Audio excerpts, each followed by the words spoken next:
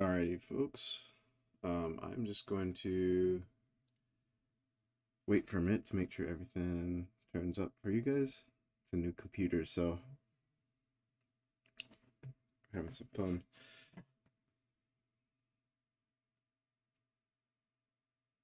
Looks like we are all good. Everybody can hear me?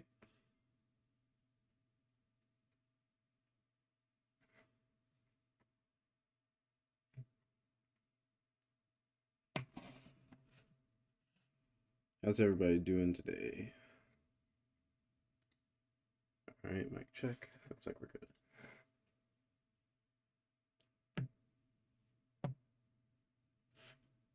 Can I get confirmation that everything's good? Alright, cool. Okay. So, first of all, welcome everybody. It's gonna be fun. Just Sunday morning, evening, wherever you are. So today we're going to be working on some competition stuff, and the competition is being hosted on the Discord, which I have the link in the description, and anybody's welcome to participate. Here's the announcement. It's in the competition info channel. So the prompt here is through time, and we can't have any animations, which is kind of fun because it makes you have it forces you to be creative on how you make your um, composition, right?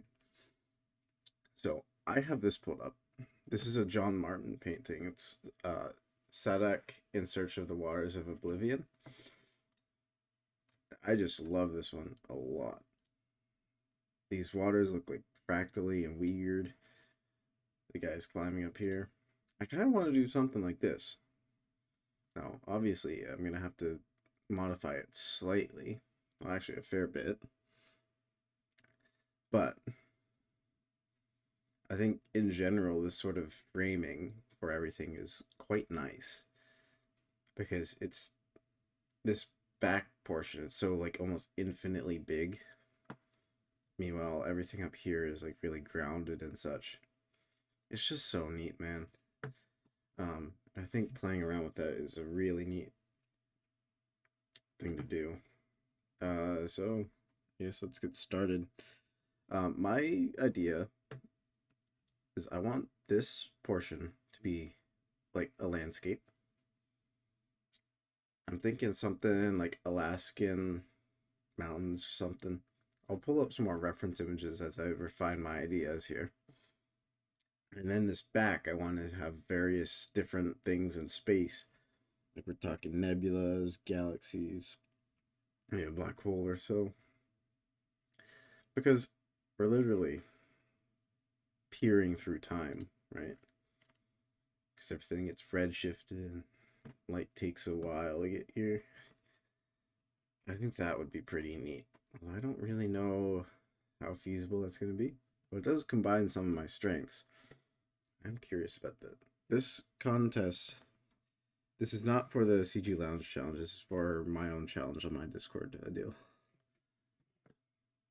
Yeah, unfortunately, I haven't really been able to get to making a good entry for the CG Lounge competition. Although me and Jamil were talking about that. We started some R&D, but unfortunately, both of us got busy. At least I did. I don't know if he did. Anyways, back on topic. So I guess just we're gonna get started with some. Let's just map out a scene, eh? I'm gonna be opening. Well, I'm gonna be doing a lot of this through Blender. By the way, new Nebula HDRI. Probably gonna be uploaded to the Patreon. I think it turned out really nice. Anyways, that's enough of that.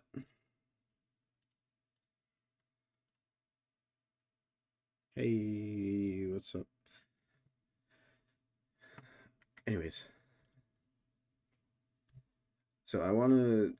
So first of all, I have a very large asset library, and I'm going to be pulling a lot from that, at least in the start, before I have a chance to refine a whole lot of stuff.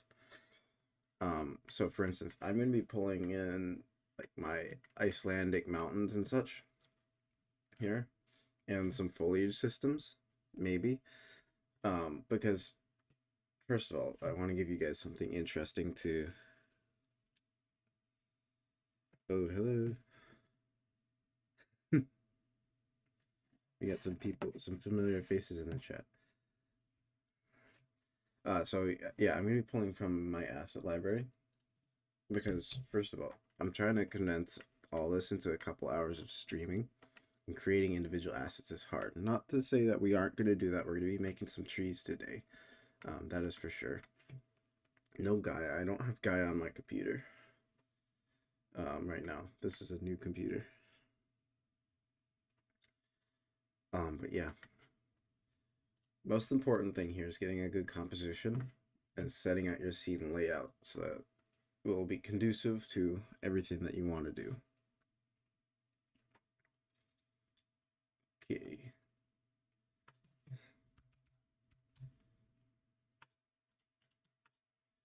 And also, I don't want to just be working here. I want to chat with you guys a little bit. If you have any questions, please post them in the chat. Always happy to hear them. So I'm going to append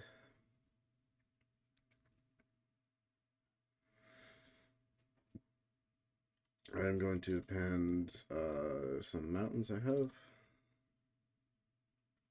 Right in here.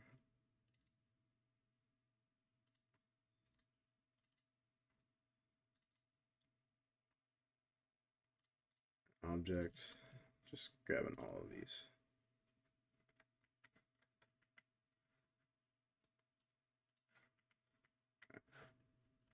I think the second one best.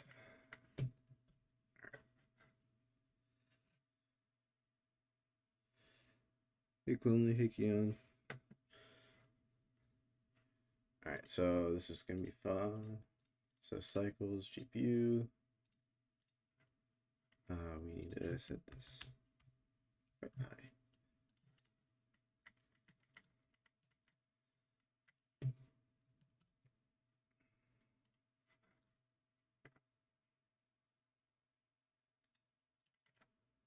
We got a mountain. Isn't that fun? Don't worry, I'll go over through how I made some of these in a bit. What do you think of ultra-wide monitors for CG work? I know it's kind of a meme at this point that I use ultra-wide and it makes the aspect ratio shit, which, sorry. But it is really handy because think about it. Right here, this workspace is pretty much a full 16:9 thing. And then I also have extra stuff over here. It's really handy. If you can get, I say even, don't they have like 32:9s? That might be even better if you have the room for it. Don't like compromise on like vertical space for the same amount of horizontal space. Just like get a big ass monitor. All right. HDRI time. By the way, these mountains, they're made in Gaia, and then I use Quixel textures in Blender, and I'll go over the material in a little bit.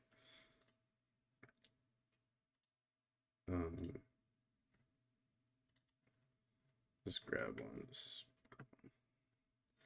So they're materialed and textured in Blender, which is why you can see they have like actual textures on them, which certainly helps with the realism, especially around like right here, because you just get so much detail.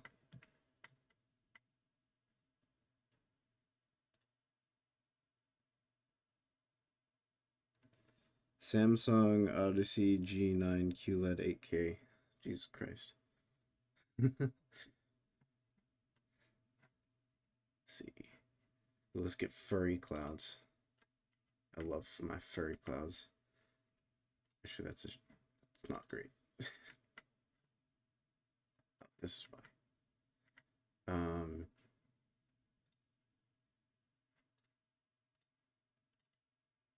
Better. Maybe.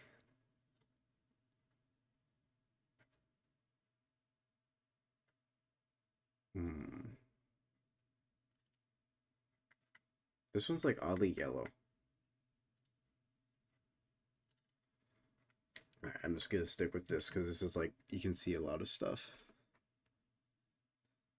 Yeah, this is the power of the 4090, man. I mean, to be honest though, this is just really not a challenging scene at all. It's just textures on a mesh. The mesh isn't even that dense. Actually, you can see it's like 1K by 1K. Alright, so I said scene composition is going to be the most important thing here, so let's actually respect that.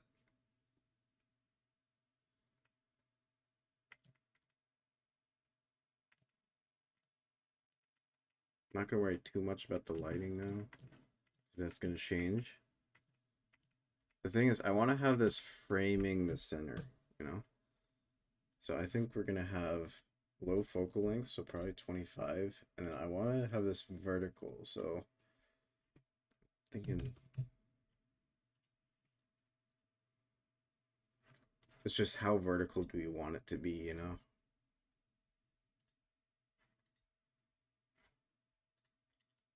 Actually, let's look up.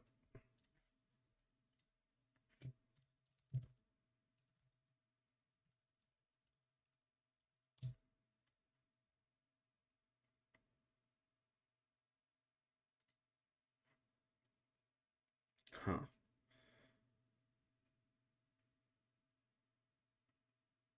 That doesn't look like it.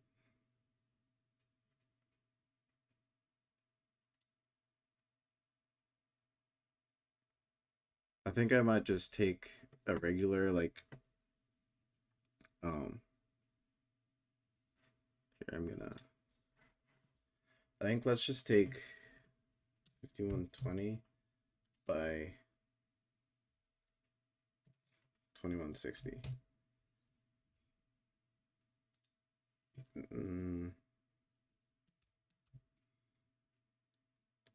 Yeah, that's interesting. We could certainly play with that. Let's make this absurdly low, though.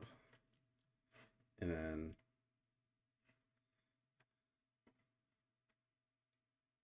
we need to change the pass part out, just so that we aren't distracted by the weirdness going on there.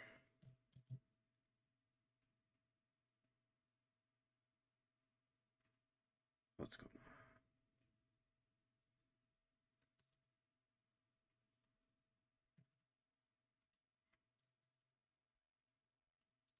Okay. Let's check the chat.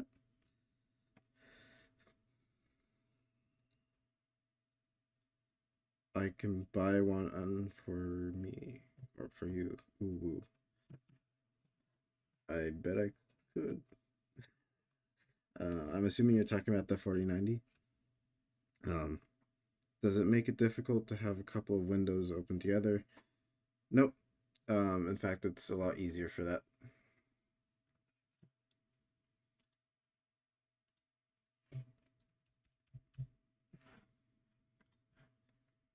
Okay, this might be a bit absurd in the focal length department. Change this to 25.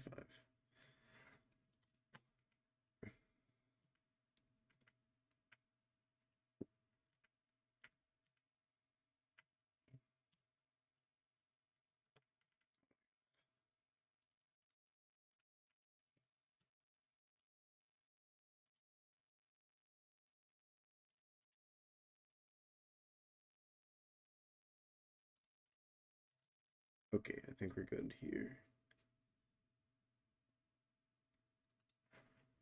We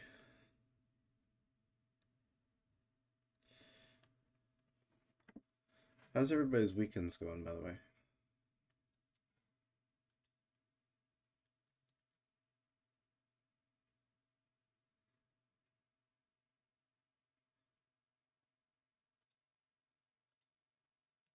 That could be interesting. Let's just see if there's a better.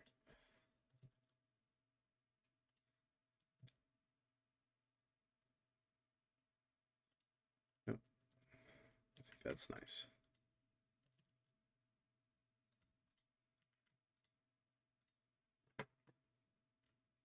So the goal, I think, the goal as I see it is to have these sorts of mountains sort of pushing the eye towards the center of the screen, or like pushing the eye up, right? So that's, I don't want these to be too big in the frame. So maybe something like this. Because remember, this is like kind of like an inverted mural almost. Like I want the atmosphere line to be like right here, or maybe a little higher. And then outside of that is just space. About to hit up a taco feast. How's it? How's mine? Um, First of all, that sounds awesome. Second of all, mine is going pretty good. Uh, Nothing too eventful. Just playing around with shit, which is always fun. I had we were talking on the Discord last night on VC, and that was pretty cool. Pretty wild. Let's see how this looks. One thing I should have considered is that this is going to be hellishly difficult to preview due to its weird aspect ratio. Because I keep in mind the full res, probably something like this, and then I'm probably going to double that just because I have the render resources too.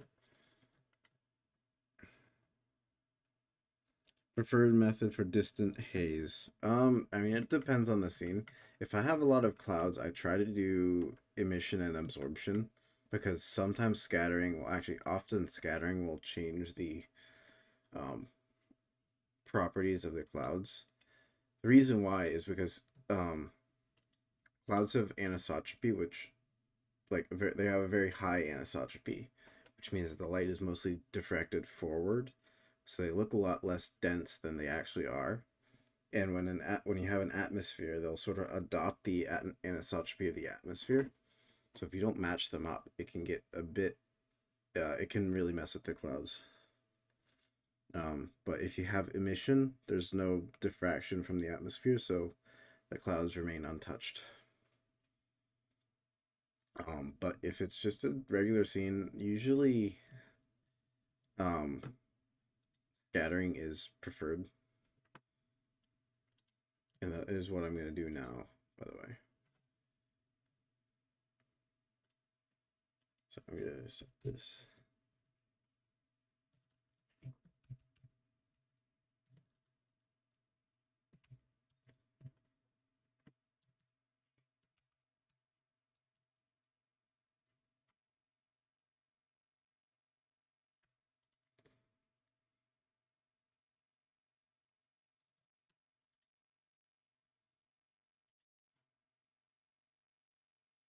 All right.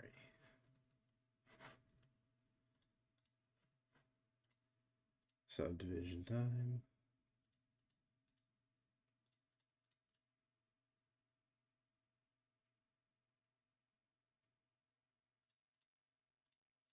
So this is going to be our atmosphere object. I'm just going to call this atmosphere. And I'm going to kill the HDRI because I have enough knowledge to know how to make a sky that looks real with volumes and such. Just going to call this atmosphere. So I'm going to try this with scattering, but that's probably not going to work because it'll cut itself off. Like it'll clip. How do I say it? The minimum density for scattering is 0.0001. So if it goes below that, it'll clip it off. So Let's do shader, volume scatter.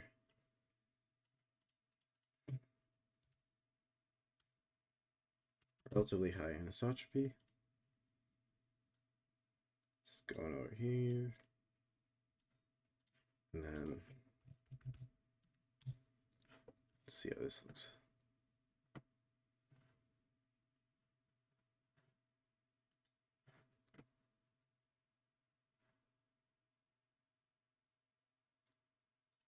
That's pretty cool.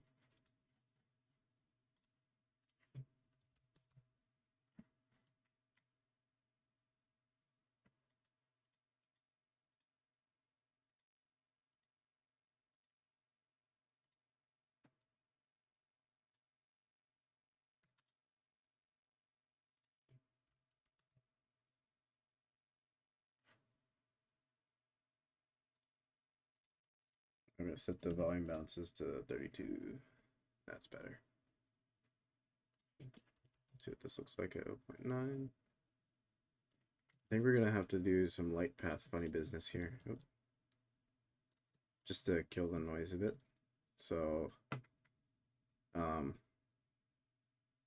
we're going to do rate depth. Then power 0.9. And we're going to do maximum 1. And that should probably work. Yeah, it looks like we aren't getting too much noise. Let's multiply this by 2.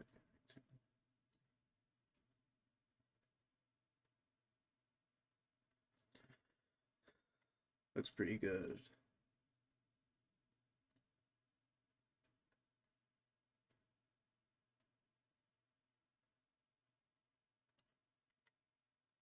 So I mean that's a solid atmosphere.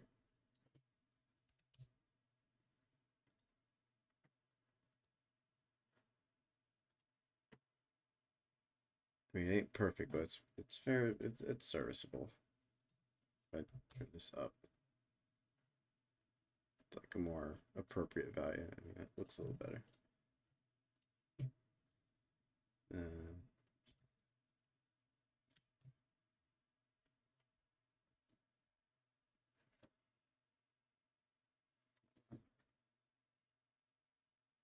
Yeah, it's a. I mean volume scattering. Keep in mind, there's a couple different things happening here. So first of all, this is what it looks like without any volume bounces. And this is what it looks like with. So you kind of have to mind that. But it does really look good kind of out of the gate. If I did turn this off. Actually, that doesn't do as much as I thought it would. Interesting.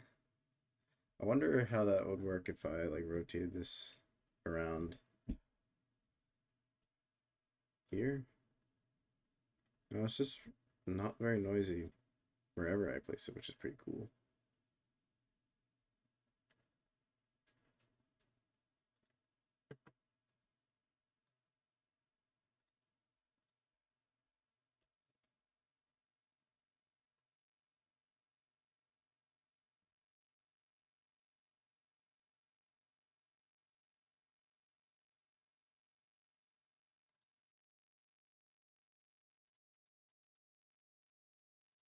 I think this would look really good with like contrasty lighting like that. Yeah, that's nice. Now the magic happens. I guess.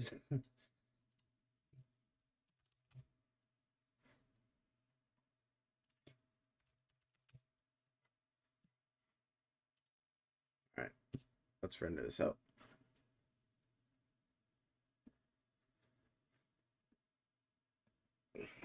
What are you guys working on these days? Anybody got any interesting projects?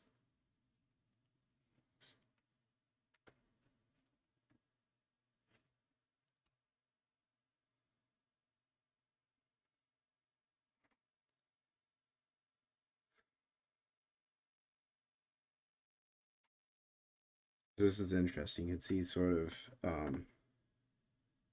what other renders I play with. I'll get to you in a second. You can see like the texture details from the masks in the mountains right now, but then also there's that sub detailing that comes from the Quixel textures in there, right? It's pretty neat. You're always gonna have to texture your mountains in a program like Blender instead of in Gaia because you need that extra resolution that you get from scattering textures on there. Because base Gaia color maps don't actually look great unless they're like really background mountains.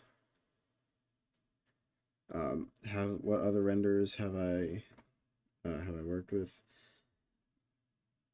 I've worked with a few. I've tried Karma.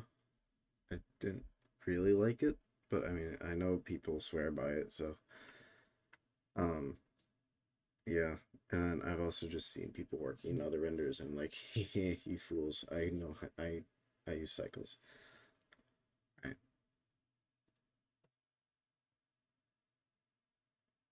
Just did a bit of a spec piece for a soda company. Jobs have been a bit slowly. Nice, man. It's been kind of the opposite for me. I've had a lot of jobs.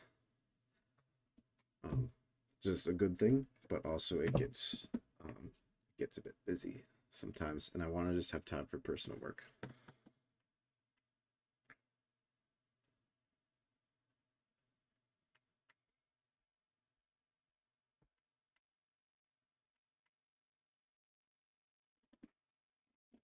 What are we thinking about this so far?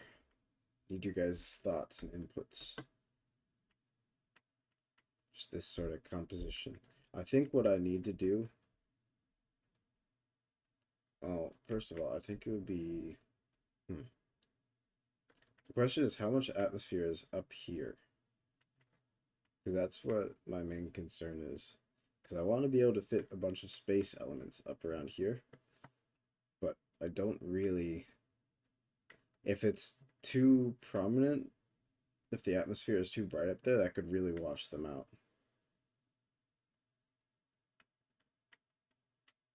So I'm just going to let this render.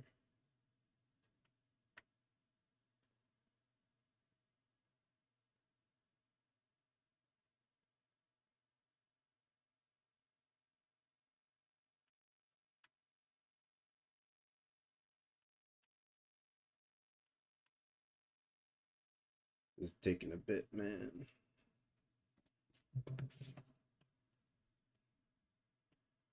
It's nice, thank you. You're just slowly getting into Gaia. Nice. Gaia is really fun. Um, it's one of those programs where you just open it up and you can do stuff. Like Gaia and SpeedTree are two of the programs that I just open if I need to do, if I need to get something done, just because I have the creative juices flowing, but I don't want to spend hours and hours on it.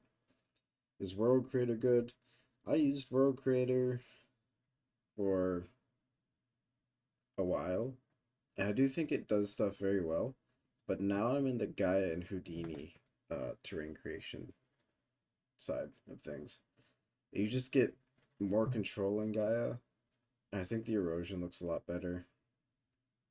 And in Houdini, you can write solvers for anything, right? So I'm really having fun experimenting with that. Um, it's kind of heaven for somebody who's a little bit more technically minded like me. Been on a holiday for a month now because I work in a VFX company, but we have no clients. We have no clients to work with because of the whole SAG-AFTRA thing. Yep, that makes a lot of sense. I feel for you guys. I'm freelance, so I luckily don't really have to deal with a whole lot of that stuff. But I know, like, I'm in places like CG Lounge and stuff, right? Where, I mean, that's a discussion every day, and I know a lot of people are hurting from it, so I feel for you guys.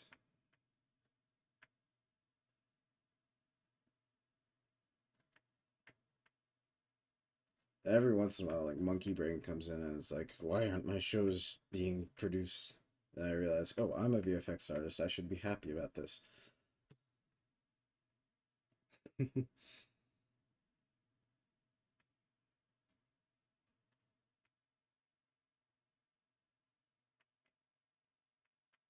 Yeah, no, freelance is the way.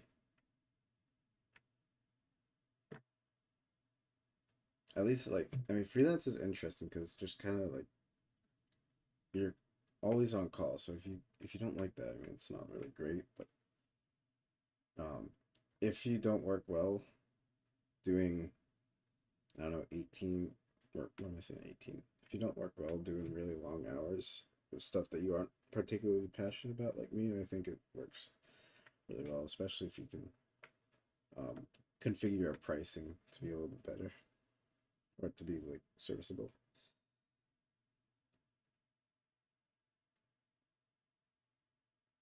Then again, I'm like an 18-year-old douchebag, so I have not.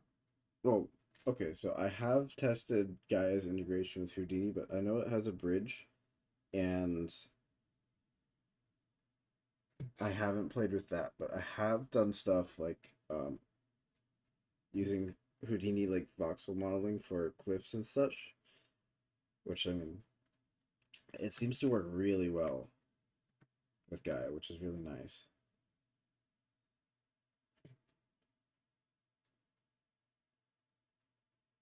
Will there be any of your cloud projects on Patreon, or at least a tutorial? Yeah. Um, I haven't posted them to Patreon, but if you're on the Discord server, patrons have access, like $10 and up patrons have access to the server boosting perks channel, which does have a few clouds on them. So if you're on the Discord and you have Patreon, and if by the way, if the Patreon bot doesn't assign you roles and like you're actually subbed to Patreon, my Patreon, just DM me and we can work that out. It's just a matter. I need to sort of compile all the clouds into like a usable library. Right now I've just got a few uploaded, just sort of as samples, because I'm working on making a cloud pack. But yeah, you patrons, I have not forgotten about you guys. We'll get your stuff. As I said before, this Nebula HCRI is going to be up on there sometime soon, probably later today. I just need to double check that's all good. Sometimes just time flies by with me forgetting that I have supporters, so I need to be better about that. And I do have a tutorial in the works. I need to talk to Urban though if they're gonna do an Axiom tutorial for clouds, because I might just link that.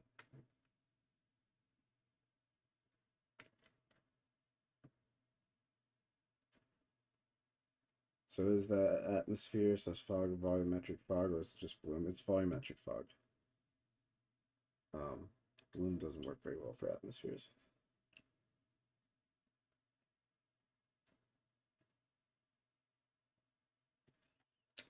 Next thing I think after this is done rendering, which by the way should be in like less than a minute. It's gonna be time for making like improving the lighting and foreground. And well, just putting more terrain assets where I need them. Like for instance, I need to fill out this horizon line, which I believe is going to be about right there. Something like that. Because you can't be looking below the horizon. That's just goofy. Um, yeah. So I need to do that. And then we're also going to be playing with gobos and such. Because gobos are awesome. And after that, I think, are you guys interested in seeing some stuff on SpeedTree? Just making some basic foliage.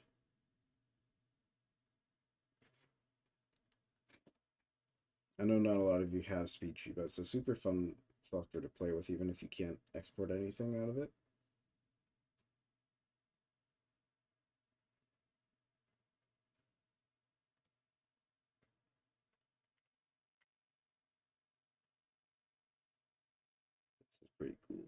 Okay, I'm a fan of this.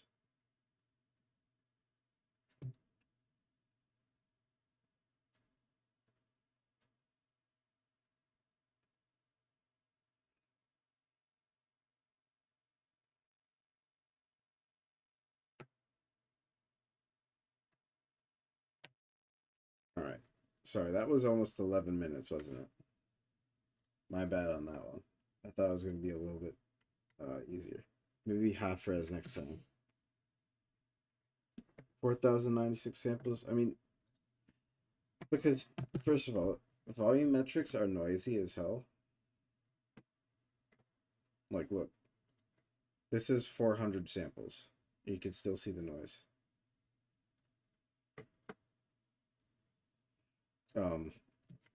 But yes, you're correct. I probably didn't need it, but I did want to get a really good look for how the sky will be. That way I can just configure if I need to like scale it up or down, right? I could do that, you know. Speaking of, that's pretty cool. Okay. All right. Let's move some more mountains. I'm gonna duplicate this. I think this one will look good in the background because it's like kind of got that pointy shape. Ooh, yes, that's nice. I like that. And the foreground, I think I'm just gonna take one of these. Nope. One. Nope, we don't want that. So I'm gonna just move these guys into a hidden collection because I don't want them eating up stuff in our scene if we aren't going to use them. But I don't want to discard them just yet.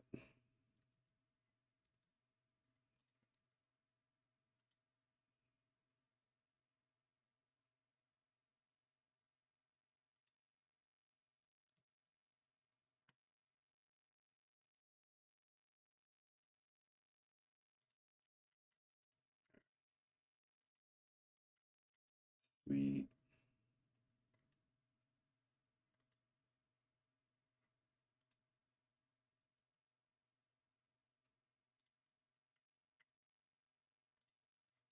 see how this looks.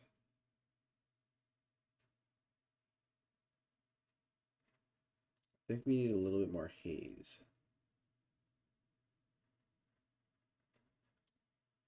Here's what I'm going to do. I'm just going to duplicate this atmosphere. We call this haze. Scale it down on the Z. And then we're going to duplicate this. Change the saturation. Voila. I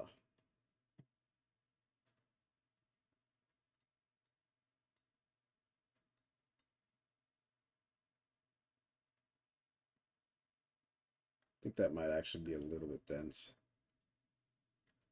Maybe if we move this. So I'm otherwise a fan of. No, it just needs to be less dense in general.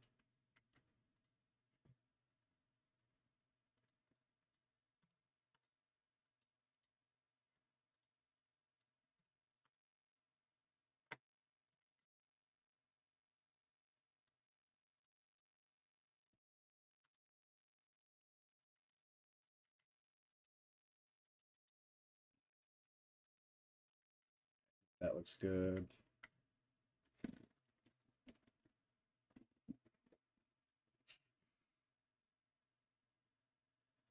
I barely learned Blender. Blender is tough, man. I'm still learning it. Could be a nice little river going down where the mountains collide. Yeah, I think that would be really cool. Um, how I would do that, I don't really know. Other than just so these mountains are more for blocking out sake, right? Just to kind of get the composition in the right place. But I do think that would be really cool. Maybe I could. I don't know. I think maybe a glacier or something actually flowing through here would be even better. Huh. I don't know. Let's look up like references here. Alaska Glacier.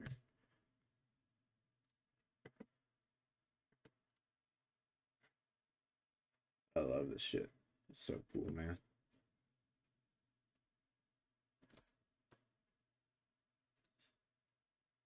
Did I say I was going to give away some mountains at some point? I don't think I did. They were prizes. They were a prize in the last mountain competition, but beyond that, no, I don't think so. Reason being, I mainly use Quixel textures, and you obviously can't sell those as your own. Um, so finding equivalent textures on free, like you can use commercially, sites is easier said than done, at least of the same quality. It's just not something I really want to bother with. Plus, I've got better assets to sell. Okay.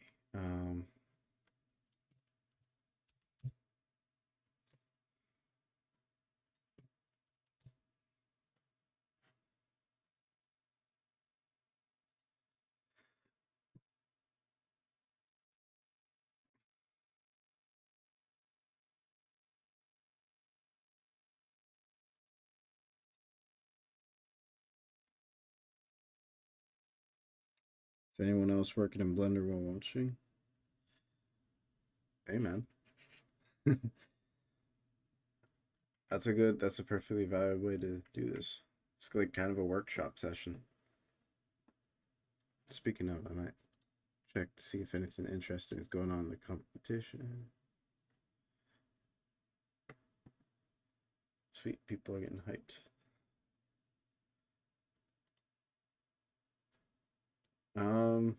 What do you guys vote for?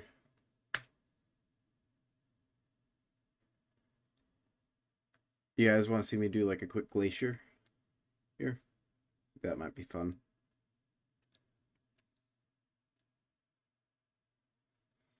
Sort of sneaking through here. I think that might work. Just to ease the transition.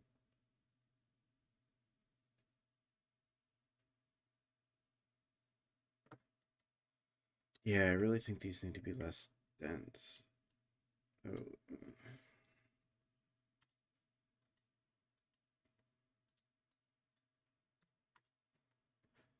Let's just scale these up. Yeah, that's better. Only says yes. Alrighty then. Waste your time. That's all you had to say.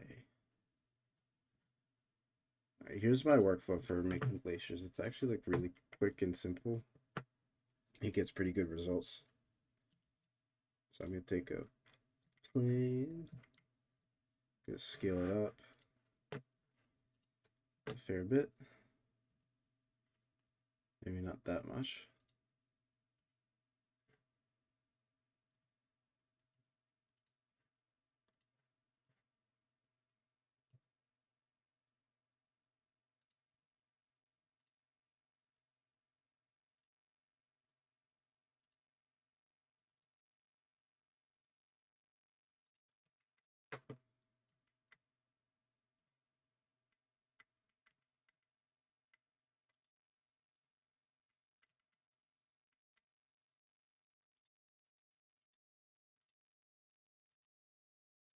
So I'm just sort of modeling this along the line at which I want it to be.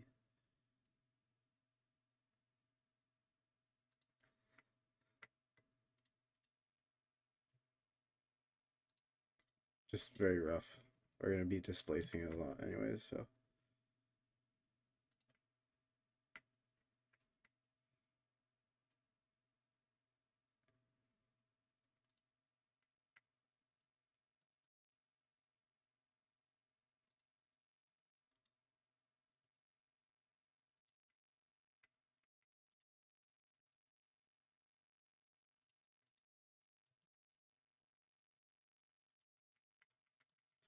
Nice.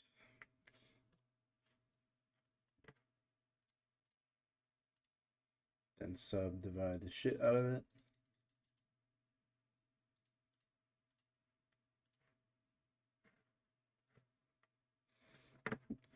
And then I'm just gonna call this Glacier.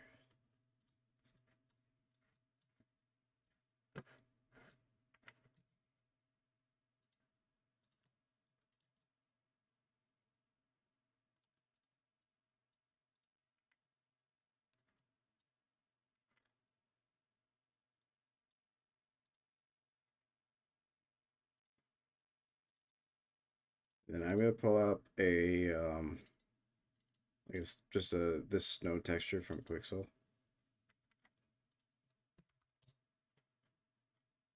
And then I'm just gonna plug that into the displacement. Displacement and bump, I think, is what we want. I don't know where to go. Oh, it's under.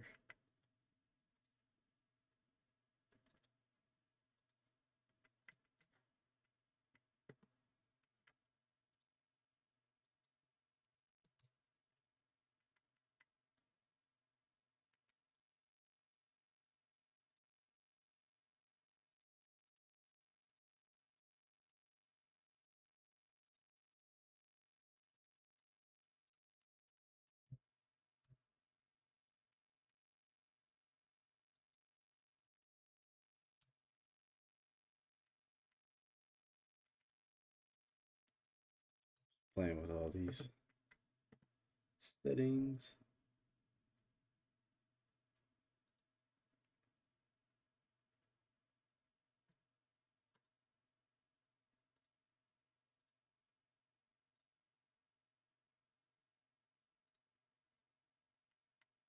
Nice.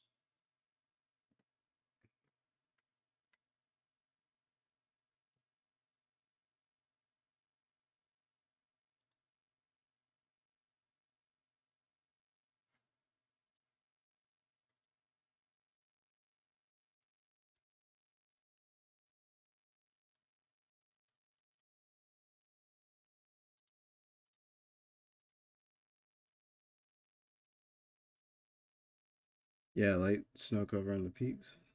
I'm just sort of playing around with the shape here.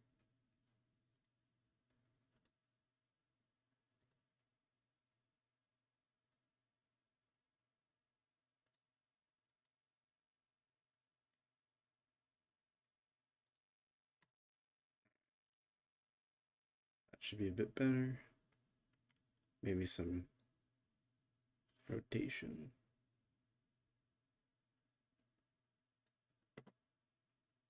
And then what's really going to sell it is subsurface.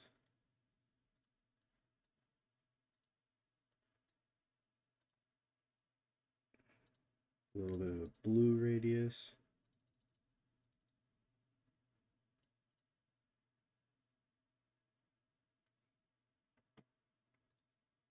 And then also the ambient occlusion node.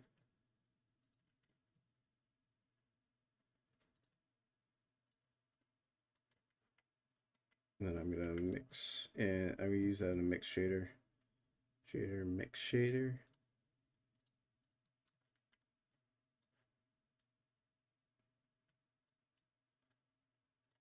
Just to add more detail to the crevasses.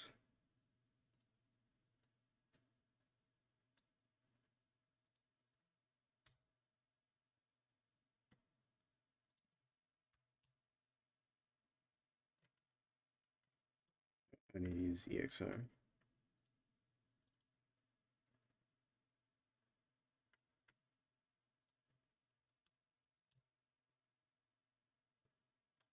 That's better.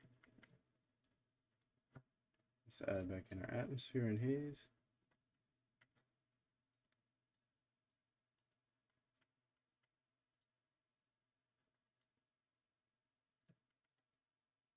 Like, that's very quick and dirty. And I think I need to spend a little bit more time with this. Maybe a little bit more.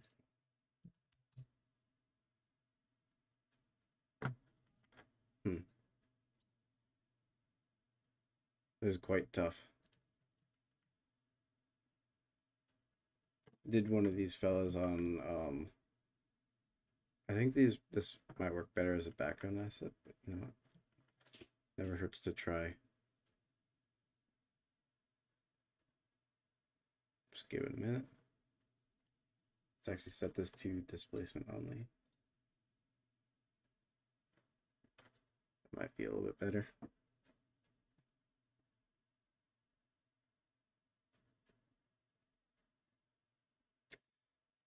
Yeah, so doing completely photorealistic glaciers is like really tough.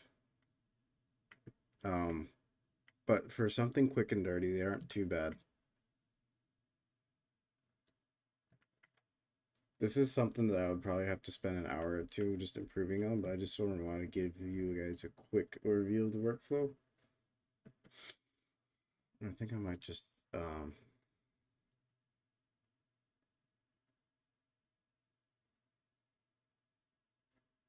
yeah, I think that works better. Just sort of sitting there.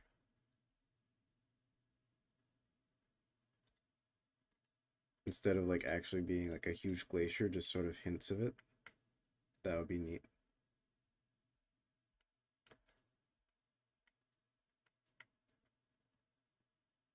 That also means that I have to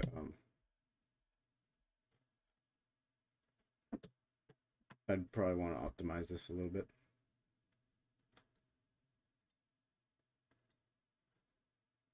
Because this is a fair amount of polygons that are not necessary at all.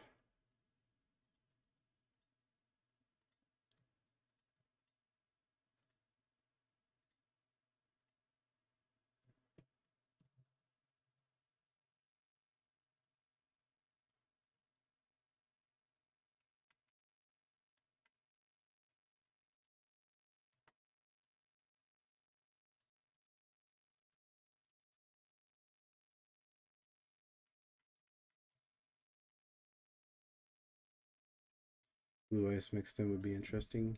Yes, sir. So let's just get all these bits.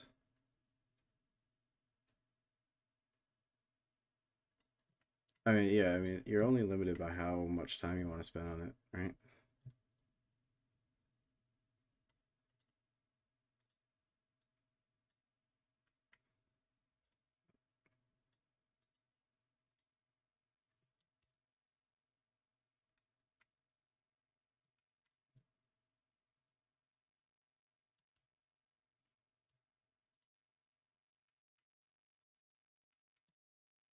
Sweet. Let's see if this works. Nice.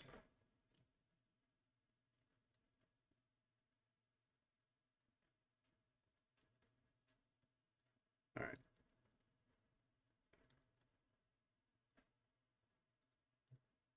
Just a little bit more over here, and we're good.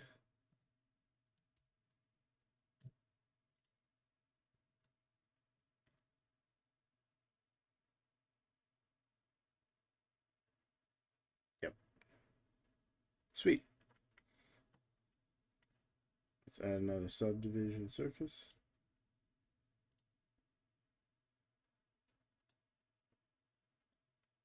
Yeah, it's quite dense, but you know what? I think it might be worth it. And yeah, on the blue ice topic, I think let's try. I don't know, what should we try? So what does it look like if we do this? Nope.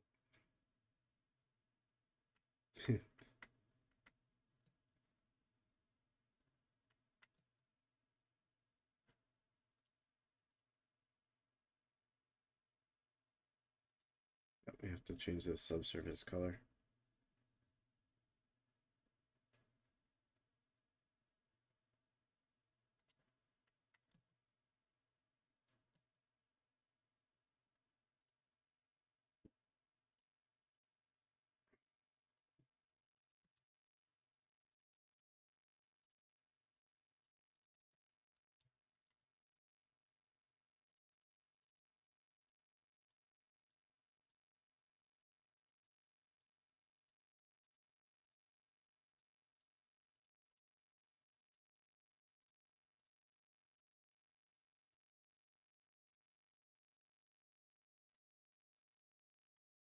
So here would be like where a little bit of that blue stuff would be mixed in.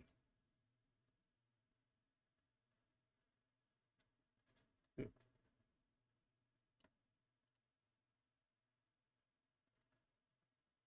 Does that really do anything? I don't know.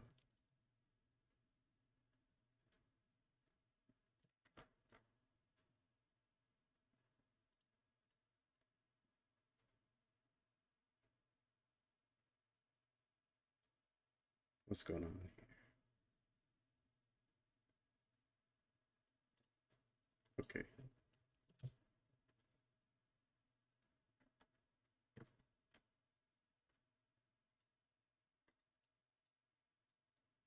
So I want this to sort of be streaky.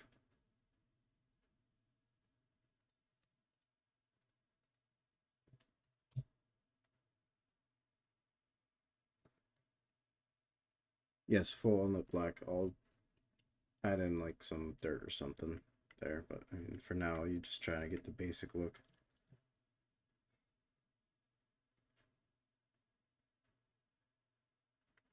I don't know, I think that looks good. Maybe change this up to, I think, like 5, 3, 5.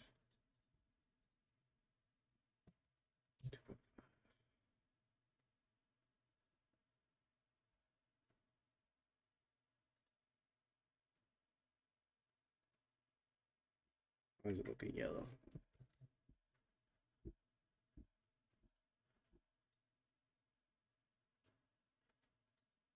Did I do something goofy here? Is this? What is going on? Am I having a stroke here? Should be good.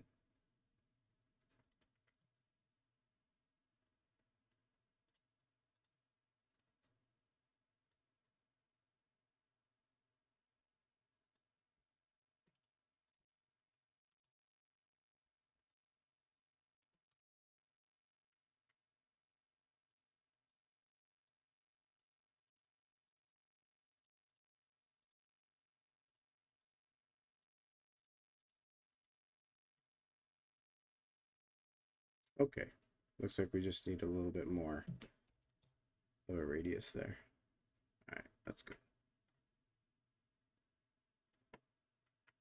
And then we can plug this into the color. Ew. Nope.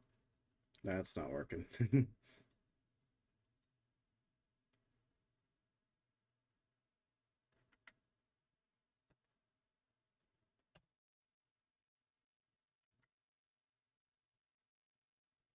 All right. Now time to unhide everything.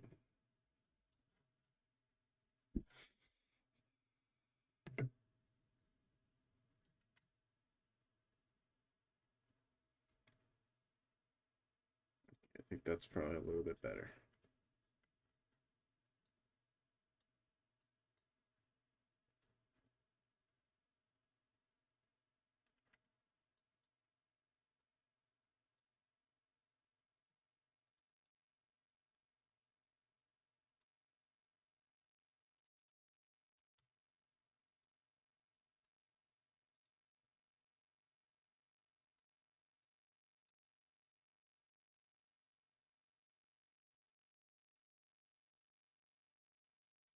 I mean, open meshes should work fine. If it becomes a problem, I'll change it, but right now I'm not too concerned about making this perfect. More concerned about just getting it to look somewhat in place with the scene. Speaking of, let's do another render just at half res.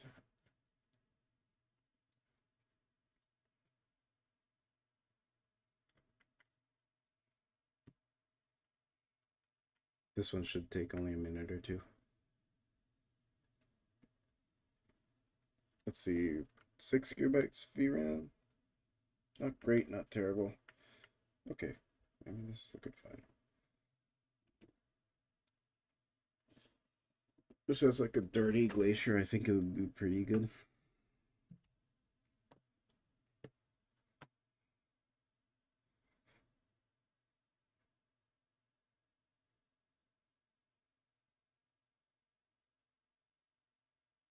Does it need closed mesh? I I've never had problems with it. I don't think I've been having problems with it here either. I think it's just I forget how to shade shit.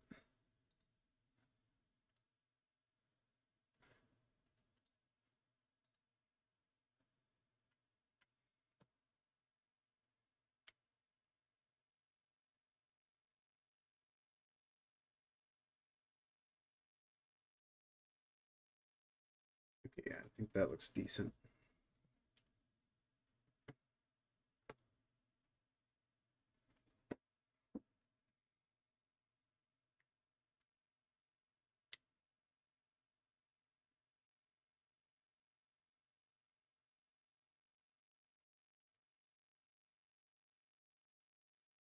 Yeah, I kind of like this. I think it looks good. It's not really a glacier, really. It's just kind of something that, like snow that looks like it's been piled up. And yeah, I am going to add snow on these mountains, by the way.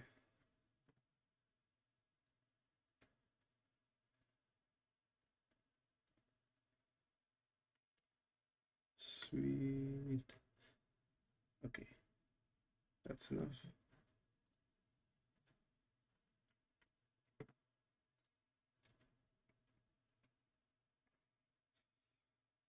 Okay, snow time.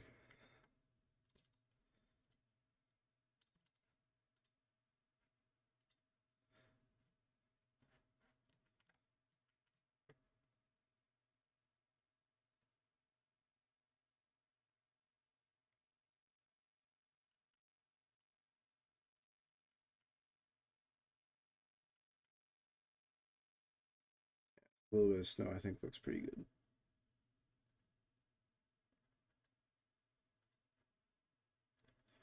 Let's work on gobos, and I think after we get some gobos in, get our lighting down pretty good, I think then we move on to I'll show you guys some of the inner workings of the texturing. Hey, what's up, Shady? Some inner workings of like the texturing on these mountains, because I know that you guys are probably curious about that. And then after that, maybe some speed tree shenanigans, just making some trees. Speed tree is good, and then I think that's when we'll call it. Does that sound good with those of you that are interested?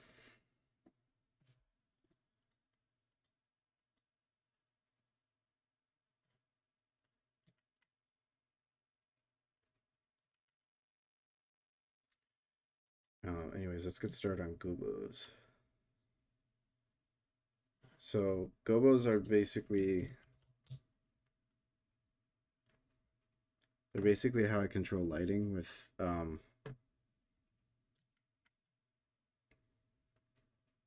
like without having to use clouds. And then once I add in clouds, I sort of match the lighting to the gobos. Because if you have clouds that are occluding light, then you don't need gobos. Let's just call this gobo. Like these are purely strictly look dev tools for me.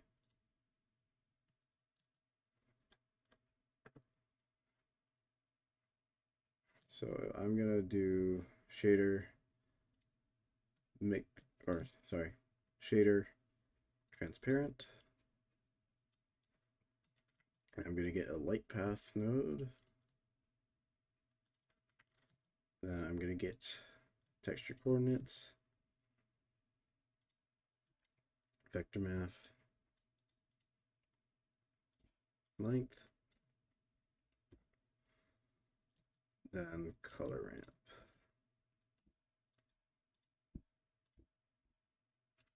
Then I'm gonna be splines, motherfucker. I'm also gonna tab into edit mode and scale this by 2. Just to give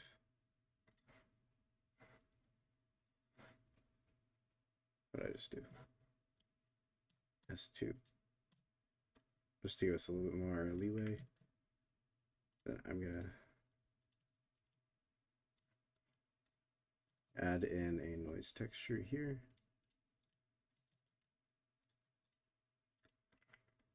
Just to distort the UVs a little bit.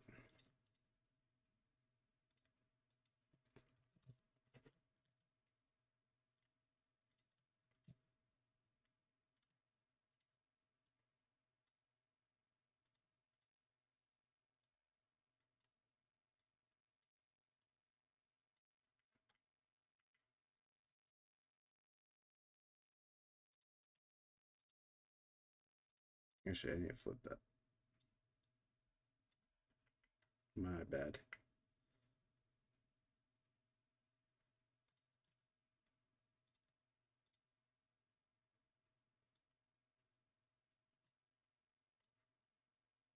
So on the camera rays, we want this to be transparent completely, and on the other rays, we want it to be um, not fully transparent. So yeah, so you can see right here is interesting, right? Like it's affecting our light, but we can't see it.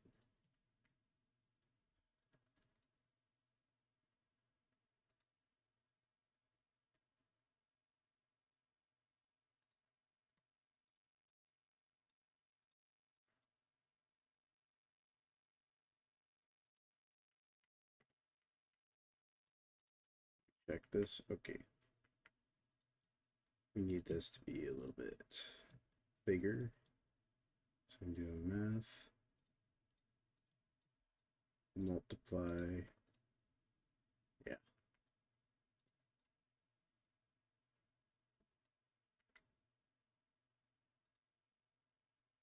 Okay, there we go.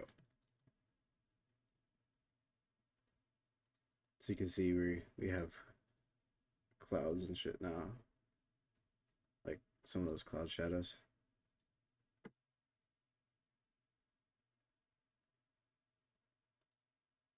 More concerned about how this will affect midground and background.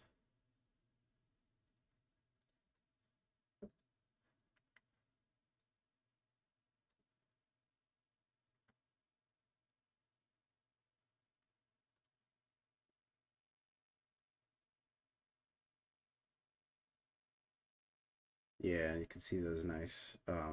Get a little bit of those God rays as well, which is pretty cool.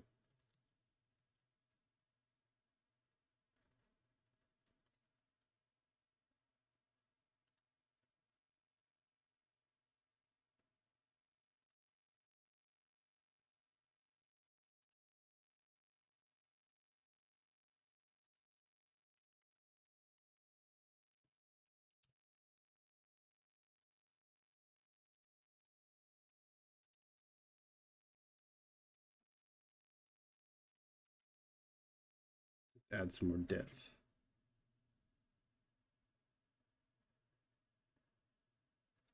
By the way, I work in a big animation studio here in Spain. We do matte painting with Blender, and we showed some of your tutorials. The cloud tutorials have been super useful. I want to say thanks. That's pretty cool, man. I like to know that my work is being used in some cool stuff. I'm glad you found them helpful. I was, a lot of people seem to like those tutorials, so it's pretty cool. Thanks for letting me know. My snow patches are neve. What do you mean by that?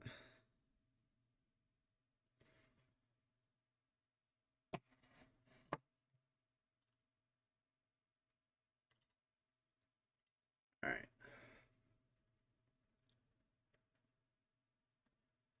See, I think the lighting on that looks pretty cool. Yeah. So there's some gobos. Sweet. We're gonna do one more render here, and then I'll open up the mountain shaders so you guys can see that, and then we can do some speed tree stuff. Let's go with the rendering tab.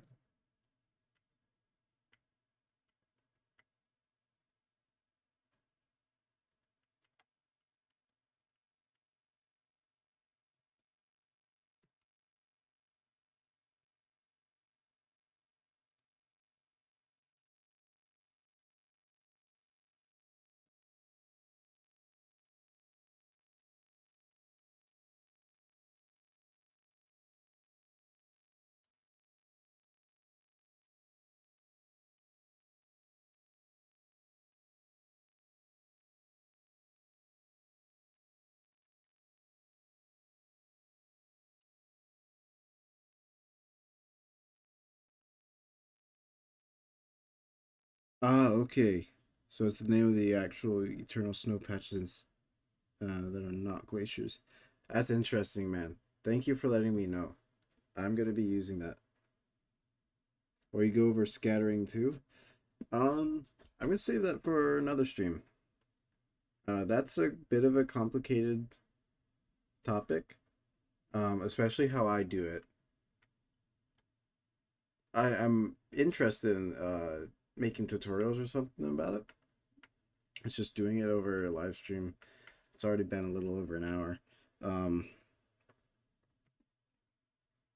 it can be tough. I have it set up.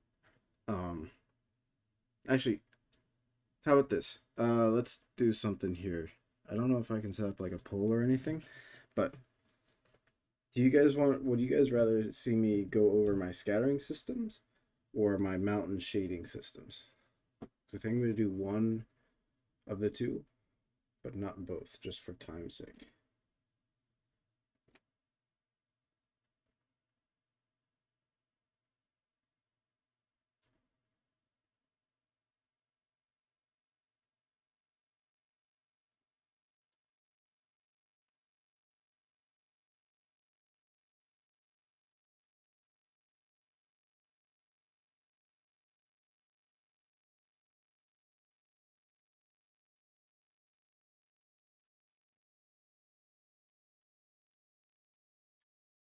I like how this is looking. I think this is looking pretty cool.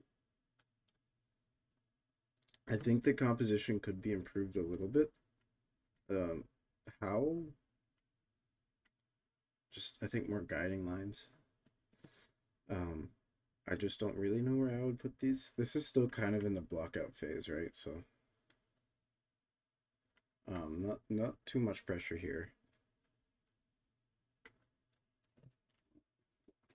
I do think these sorts of god rays are pretty sweet. I We need clouds though.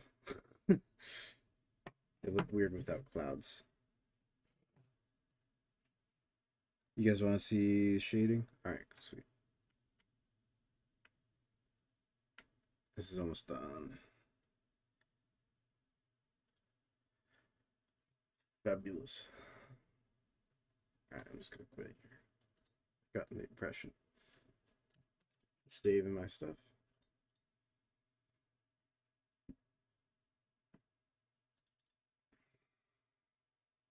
Um,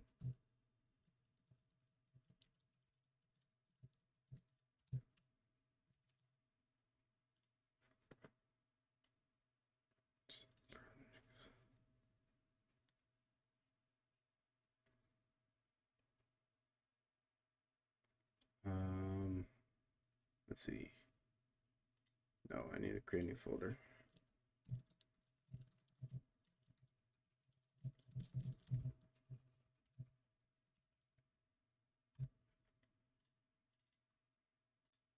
Save Blender file.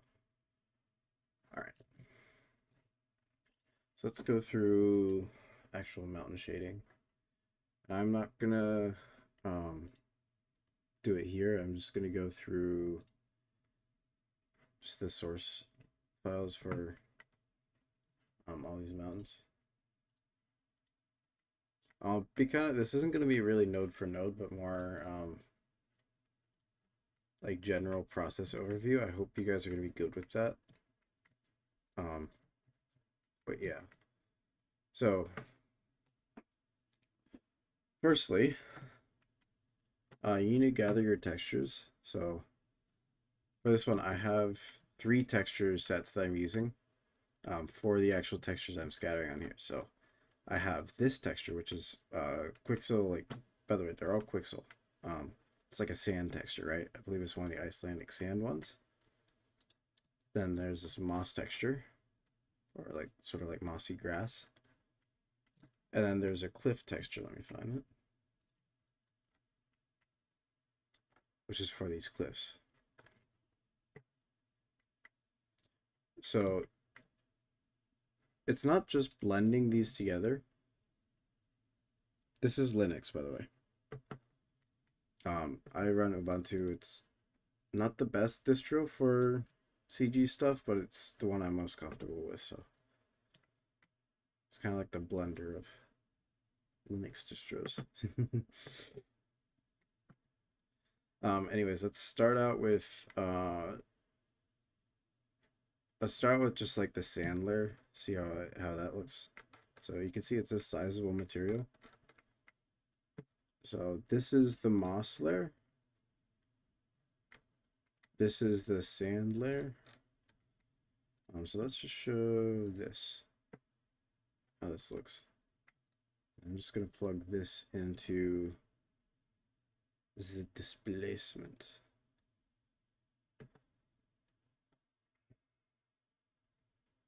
So essentially I'm just previewing this sand layer, and then this is the displacement I computed for it. So one thing you'll notice here is that there is a lot of like texture variation here beyond just the actual texture itself. Like if I got rid of that and I just said I want to put it, just have it all same hue, saturation, and value, like this is what it looks like, right? Which is like not good. It's very flat. Meanwhile, in the, by the way, I don't even think this is the final.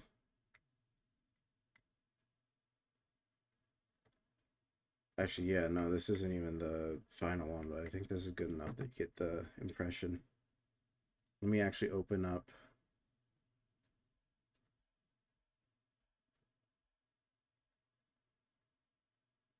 I think this is it. I need to revise these with some extra stuff that I added.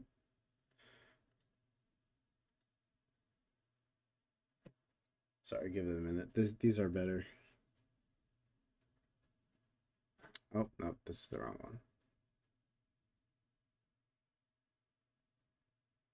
This is it.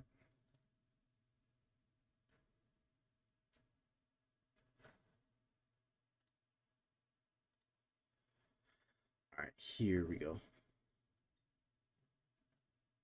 So this is the one that I did a little while ago. Let me just isolate the mountains. That way you can just see what's going on here.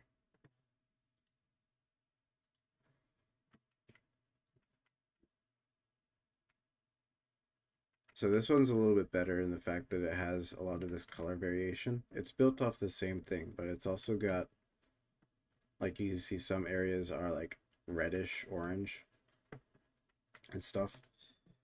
That really makes it so that all of these feel like they're actually like there in the landscape. Like if I turn that off, if I just cut these connections, it would look very flat. But when you add these back,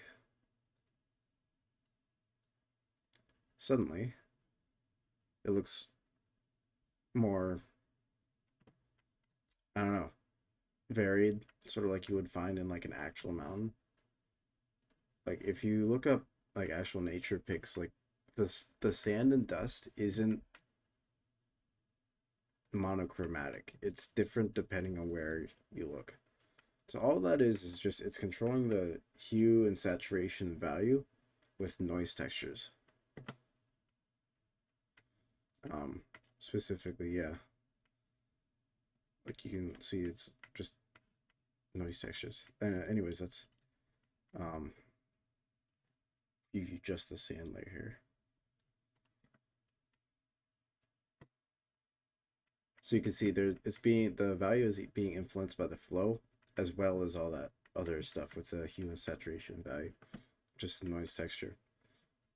And then I'm also doing something here, which is I'm taking, if I zoom in close, you can see it.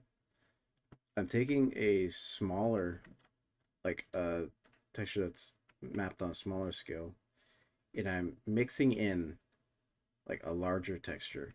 It's just the same thing, except one of them is scaled like this, and one of them is scaled like that. And then I'm just mixing between those based on um, basically their height with a little bit of noise, texture, madness.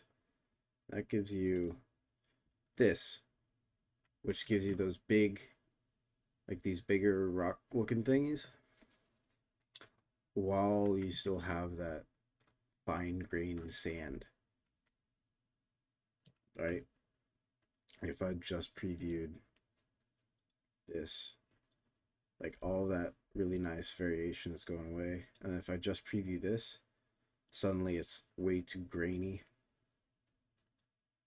This is the right, like, in between. It's pretty cool. Anyways, so that's sort of my process roughly for the sand and stuff.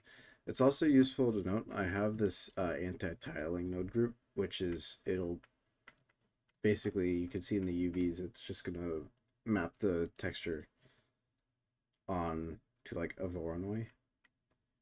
And it also performs, you can kind of see it here, but triplanar projection, where like on the really steep parts, like right here, for instance, it's always mapped correctly. That's not too difficult to do. If you want to like screenshot this, here, I'll just put it in there. That way you can come back to it. There, that's about as high res as I can make it. It's not too difficult though. Anyways, so that's it kind of for the gravel layer. I'm going a really like high level overview here. And a lot of this is just sort of extra, I guess, kind of fluff that you don't really need to play with. Like, for instance, these are height blended together, which means it takes sort of the largest value of the displacement, and whichever texture is like has the larger value of displacement, like it, whichever texture is above the other, it'll map it. Like you can kind of see that here, for instance, where it's like it's a very discrete blend, but it'll look continuous as you zoom out. And that helps a lot, but if you, it's really kind of extra and you don't really need it. It takes a while to set up. Like there's a lot of nodes here. I have some resources in my Discord server for this if you want to look around for them. I don't know where they're posted, but I don't know, it's kind of nice. I mix in here. This is where I mix in the rocks. They're just masked on the slope. And it's just the same sort of deal as the gravel. Let me plug this back in. So yeah, they're providing a lot of the breakup on the slope, and then I'm masking. They're based on like the pixel normals, so which is why there's like grass being scattered on there as well. I mean, that's mostly it. And then I have some snow layers I can turn on and off. That's more to do with just a snow map I exported from Gaia. Another thing I want you to check out is like, look at how low res this mesh is. Like, I could turn this off and it'd still look quite detailed. It would be obviously as detailed as with all the sub-D and stuff. But all the terrain details make it through, at least in some way or another. And that's due to this stuff down here, which I don't really want to get into, but it's essentially just a displacement adjustment so that it'll update the normals so that it looks like it's more high res than it actually is. I might make a video on it. It's a little bit too tough to explain in this context right now. But it's pretty cool.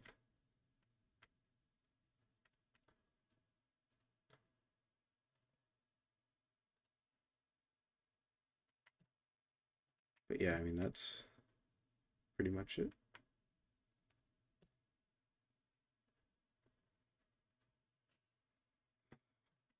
You get nice little crumbly details up there and all the other stuff down here. It's pretty cool.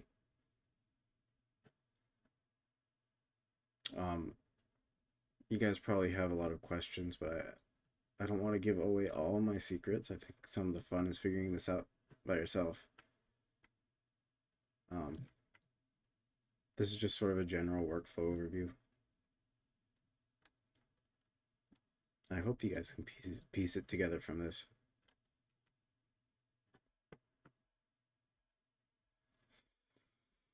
I think it's speed read time. You guys have any final thoughts, questions?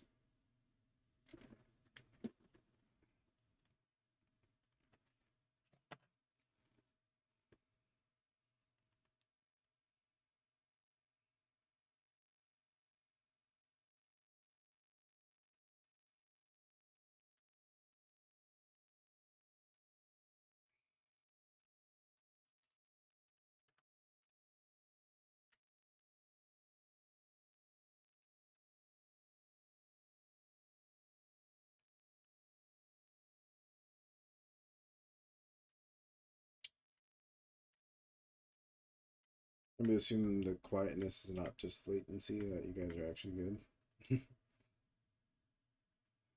um, I guess speed read time then.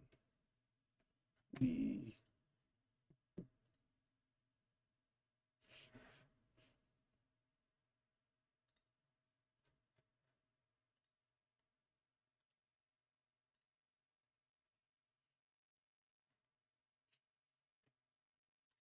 This is a fun one.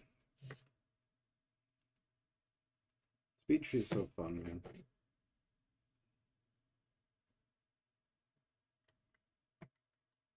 This is just a little aspen tree I used. If I go into this is one of the ones I used in the project I was just sharing. Where is it? The effects, projects. If I zoom in, pretty much all of these are aspen trees. I thought they turned out really nice.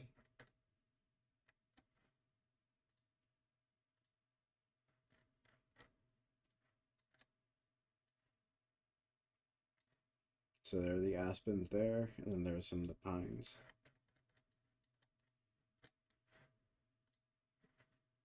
I'll make some like bigger aspens though.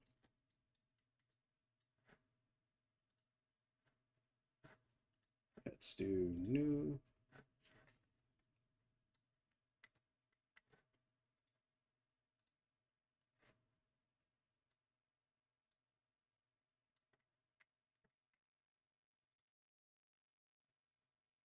What kind of tree should I make?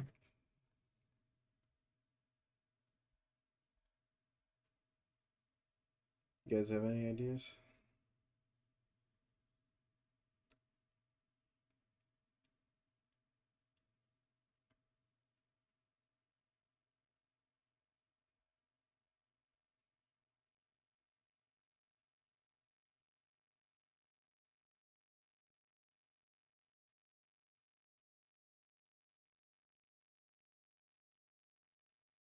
I like pines, but I don't really. I made enough of them. I want to stretch my muscles.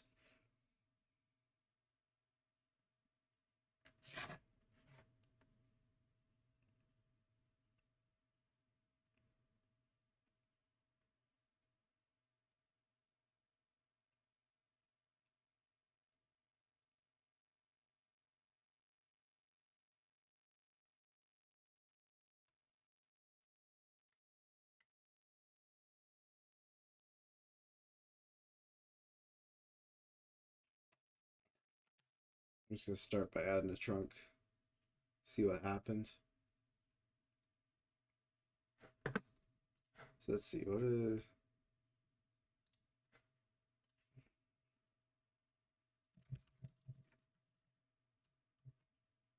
see what spruce trees are like. I love pines, man. They're so cool.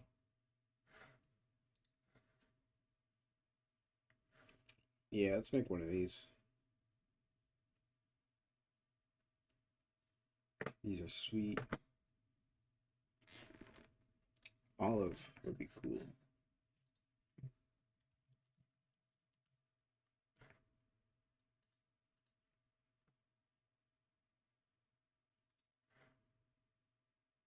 Oh my.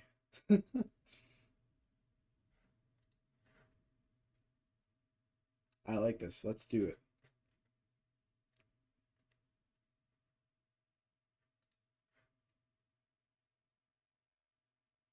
Oh my, that's a complex trunk though.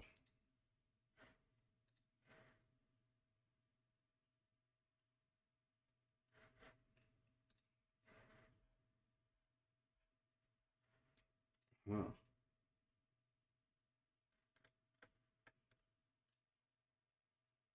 This is cool. Let's see what we can do though.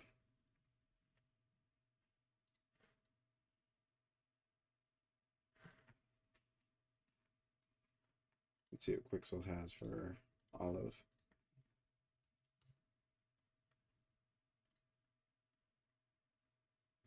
Nope, not deacons.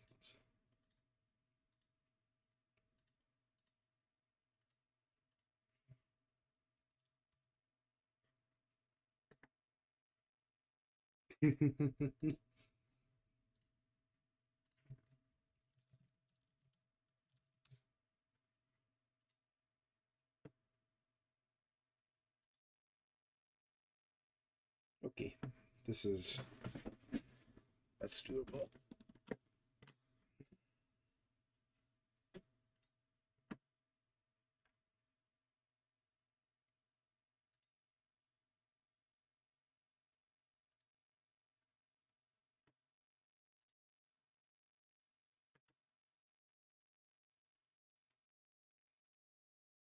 Love your streams. I appreciate that, man.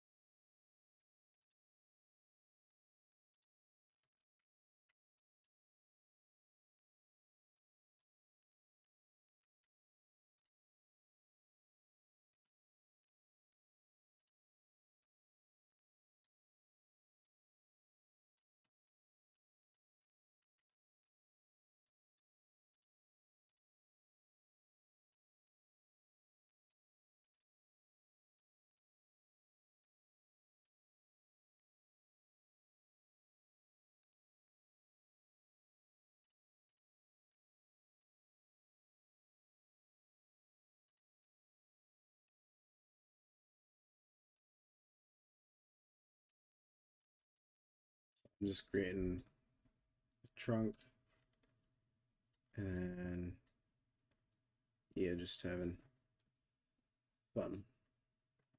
Branches and shit. Where is the oh, it's a spine.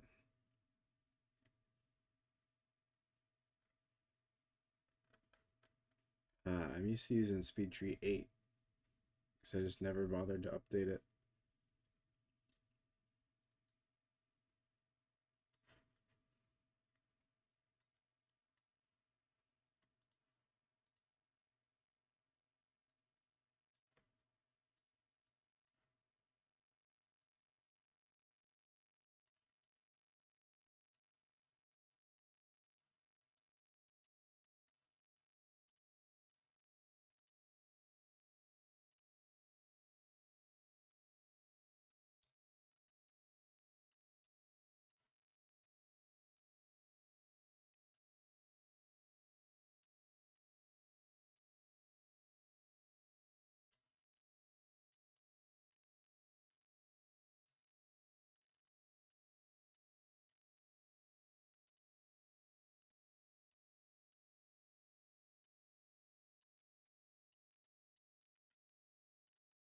Let's add more detail in this trunk.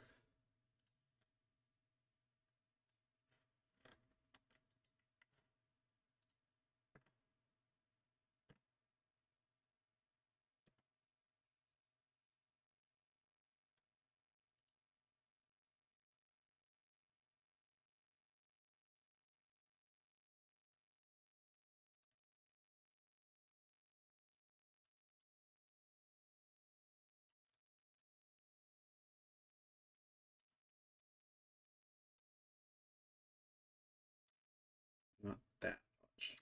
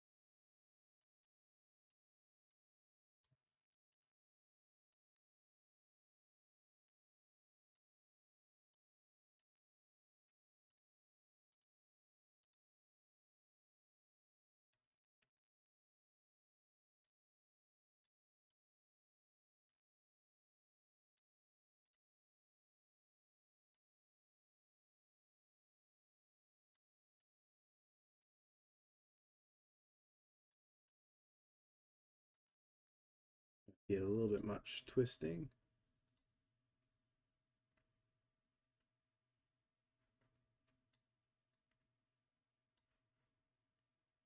It's pretty cool. That ain't too bad.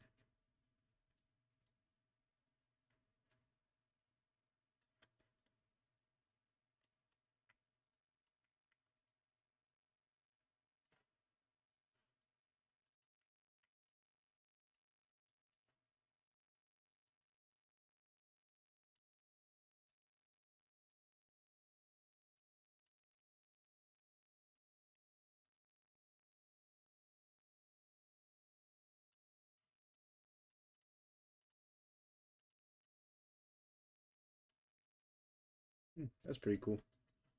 Maybe a little bit less thickness.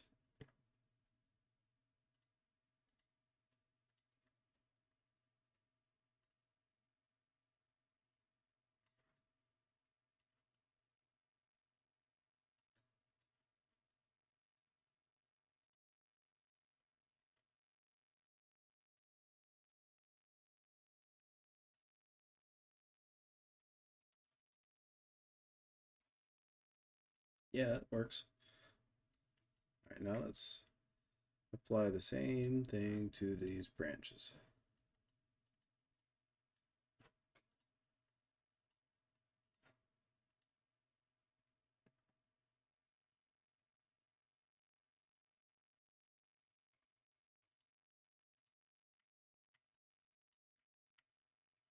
So what I'm going to do is I'm going to do...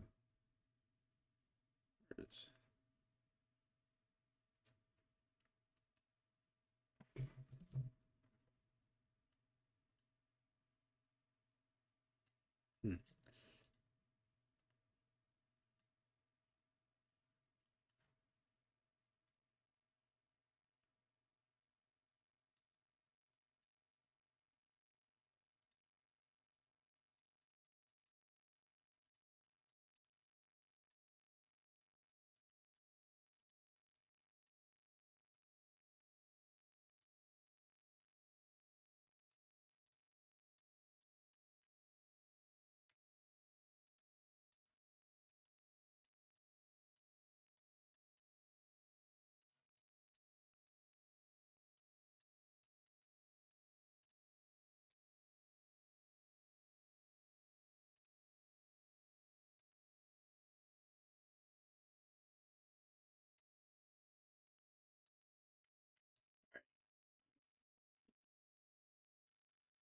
Sorry, I know I'm not explaining much here.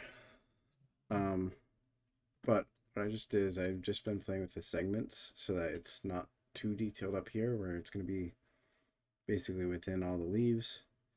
Um, but it's retaining a lot of the detail around here. Nothing too complicated, just simple like optimization stuff. And then now I'm going to go into some of this, have some fun with displacement. Woohoo!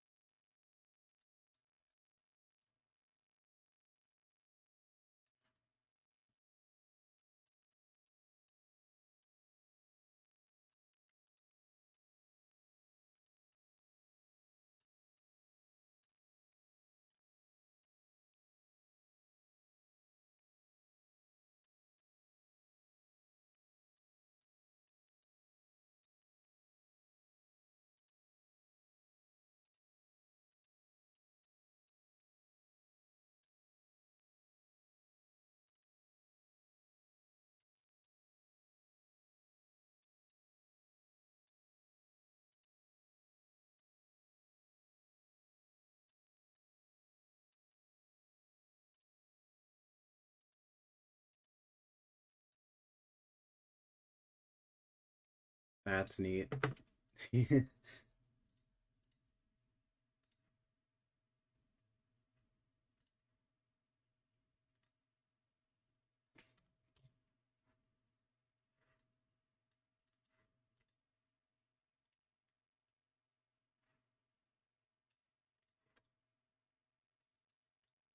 that is really cool.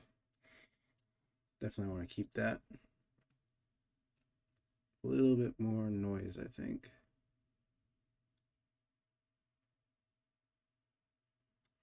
Yep. And then more branches. Actually, I want to do bifurcating branches here.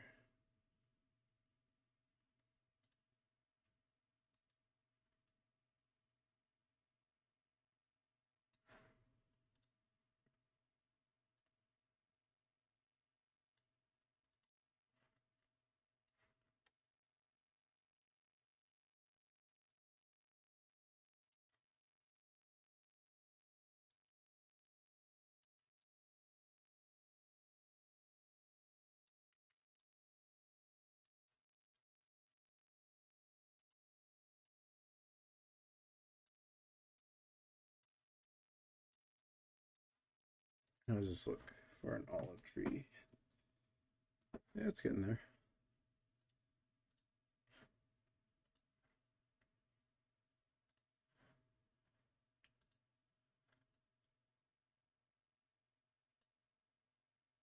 Or if you use multiple trunks, I mean, I could do that. Might do that a little bit later though, because I can probably. I'm not too good at speed tree, so don't want to get too ambitious here.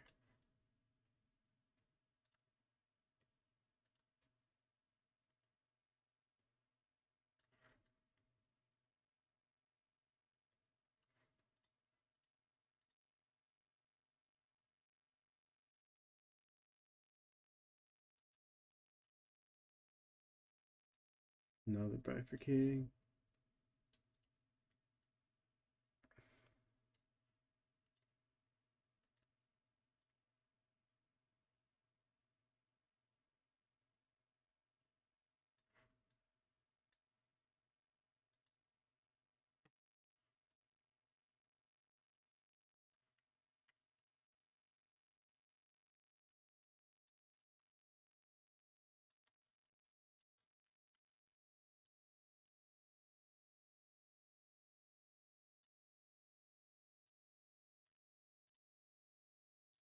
We need to go into scribed here and then fix this.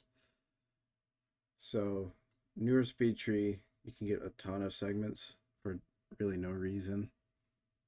And if you just say, I don't know, 0.1 for this, and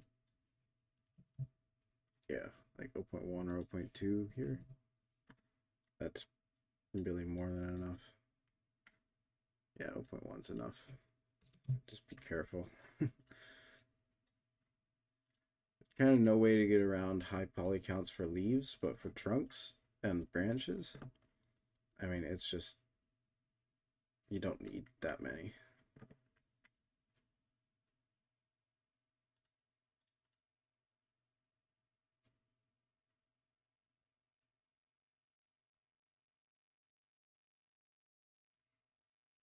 Hmm.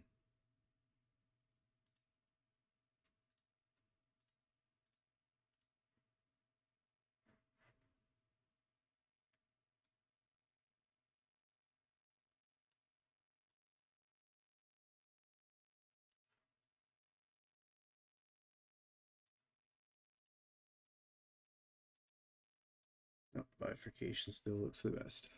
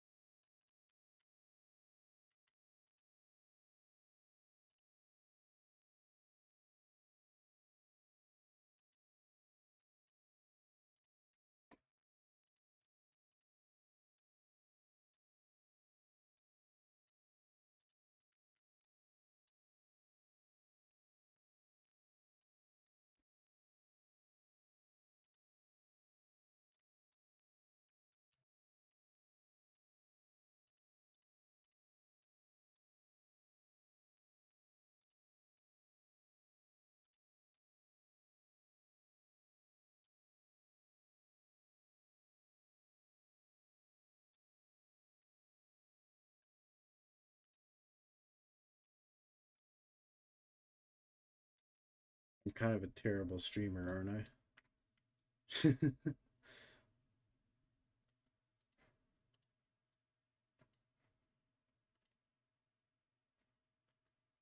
I'm just sitting here doing my own thing. It's fun though. Hopefully you guys are enjoying it. I'm just playing around with Speed Tree right now, so this isn't really related, although I mean I guess I could work it in if I wanted to.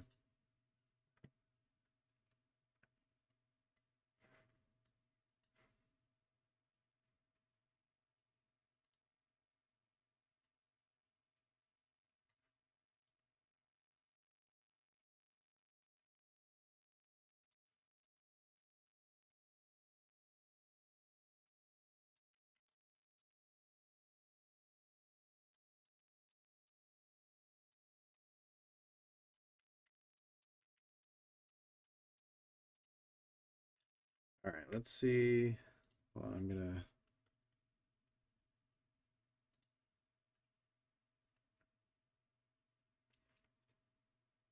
push that a little. Let's add some leaves.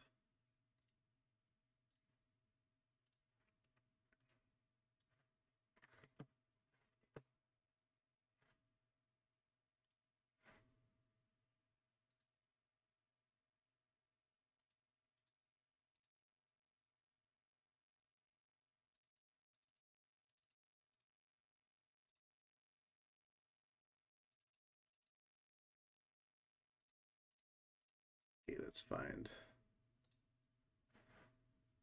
We're gonna need to find some trees or some leaves on Quixel for this.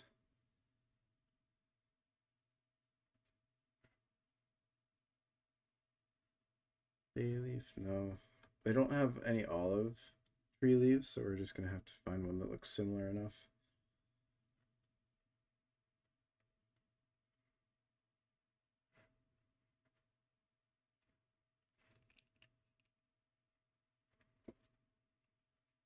Like really small and pointy. See if they have. I have a birch. Willow. Yeah, this is it. Alright. I already have this one.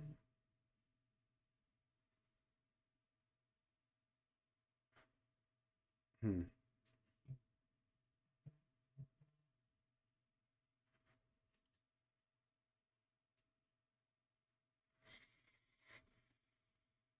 Alrighty.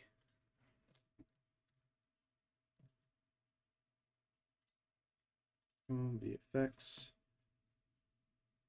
Where is it? Textures, models.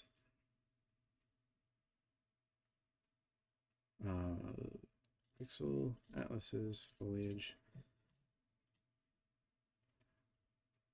Extract here.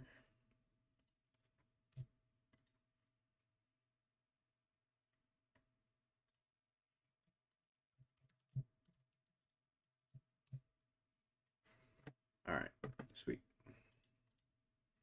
Why do I keep opening Blender? Bruh.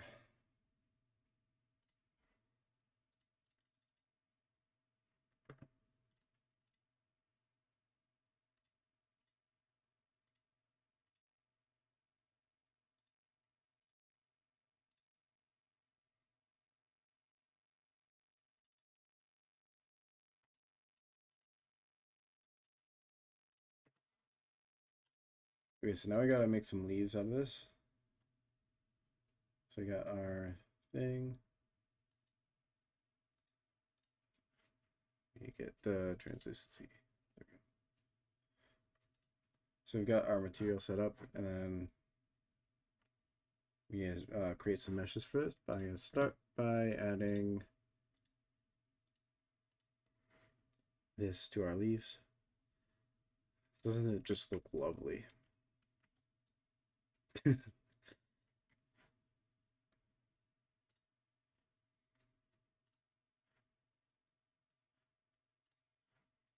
So what you need to do for speed trees, you need to like add meshes for your leaves. So I'm just gonna add new. I'm just gonna call this leaf one,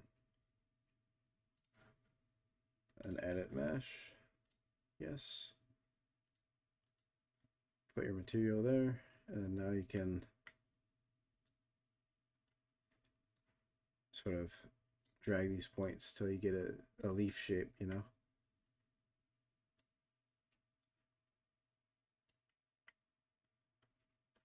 I don't make these absurdly high poly. I know some people do. I just like five vertices. Oh. I usually try to arrange them like in this sort of manner. So like there's a line of vertices that goes through it. That way you can just get a lot of curvature out of it without it deforming too bad.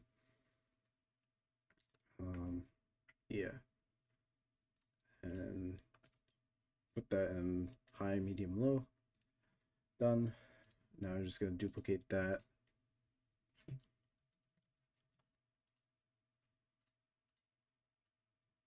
I do like 5 times. It's like 5 different leaves. Now I think you can import them into other programs. So, or not other programs, into other SpeedTree files. So if you have the time to make meshes for all of them, that's actually probably the best. Just because you're making the most of your data set. But I don't want to bore you guys. So I'm not going to do that.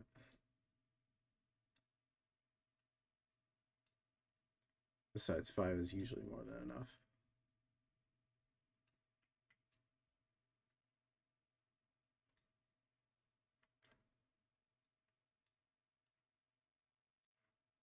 And it's a reasonably quick process. Like there, that's a leaf. I'm going to leave 3. Edit mesh. Oh, wrong one. Just dragging these all over.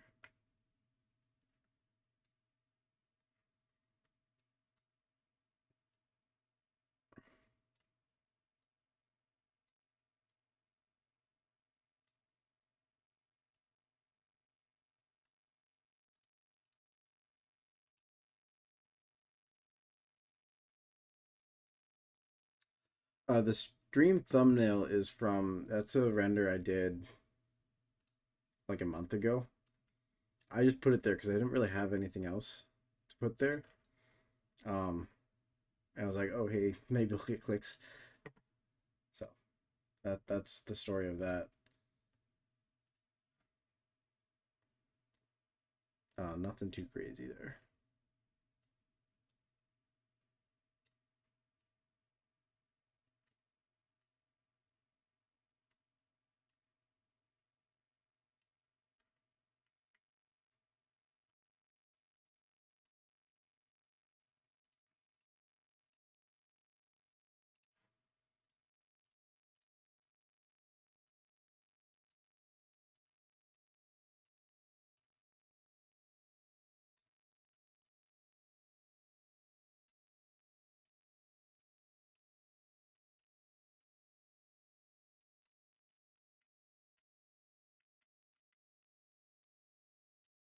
And this is our last leaf. Nice. Now you just go into the cutouts and meshes and then you just add all of them there.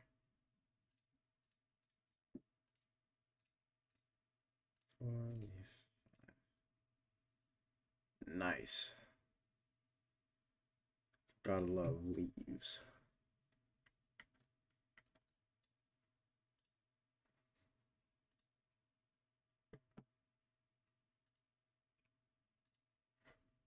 So I always use Phyllotaxy with leaves, and you can just set, I think we want, let's check our references here. Yeah, opposite, because they're like kind of like that. I think that's what we want.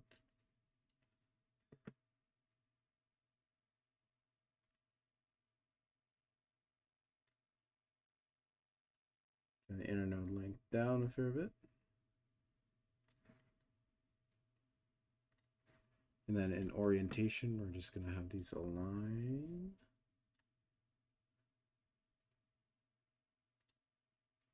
Actually want them to align like one, and then I'll just move that down. So it looks a little more like that.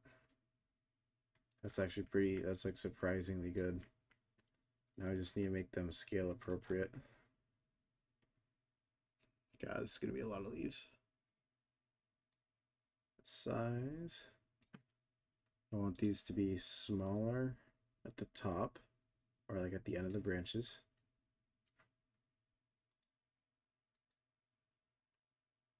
Like that. Maybe. Then we need to crush this down a lot.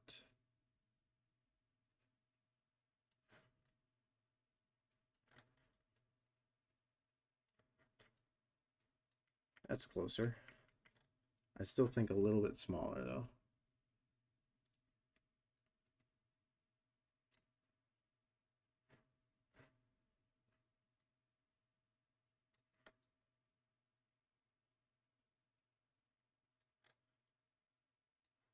Yeah, we need another. I'm going to duplicate this.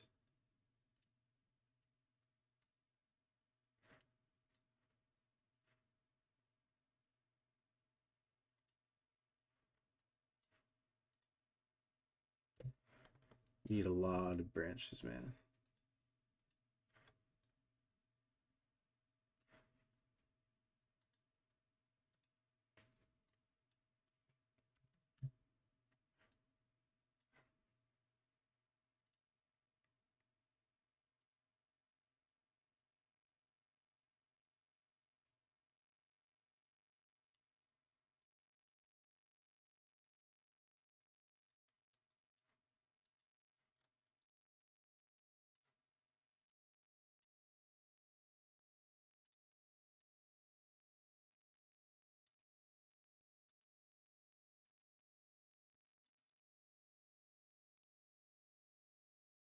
Do I plan on playing Starfield? No, I don't really play video games. Let's just do Phyllotaxy and then opposite.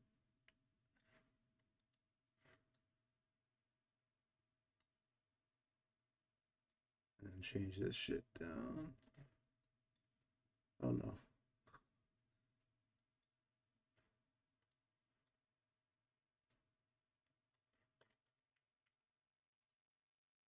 What have I done?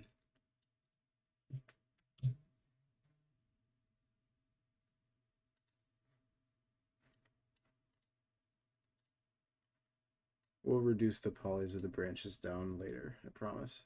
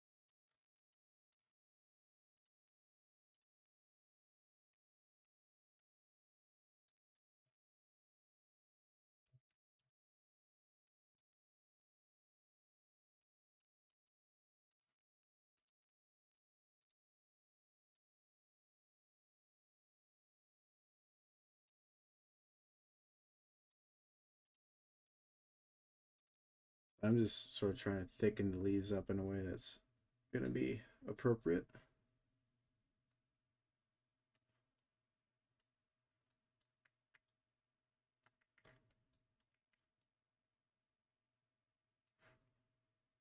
Maybe we can go a little bigger.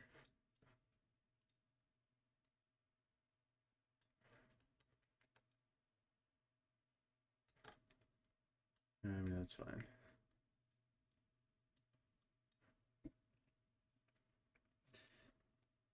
Yeah, I don't really play video games.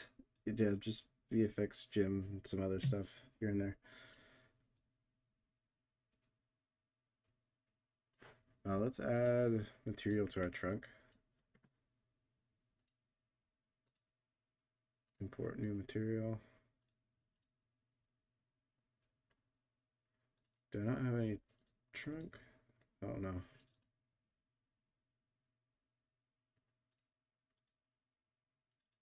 It appears I do not have a trunk material here yet. Let me find one from Quixel.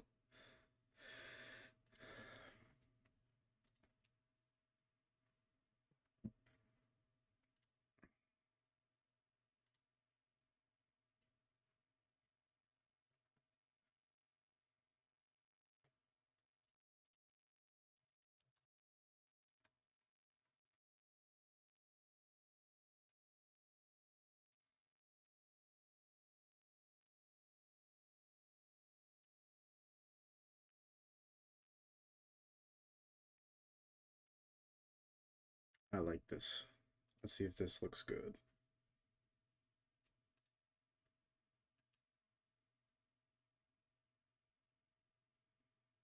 One thing download.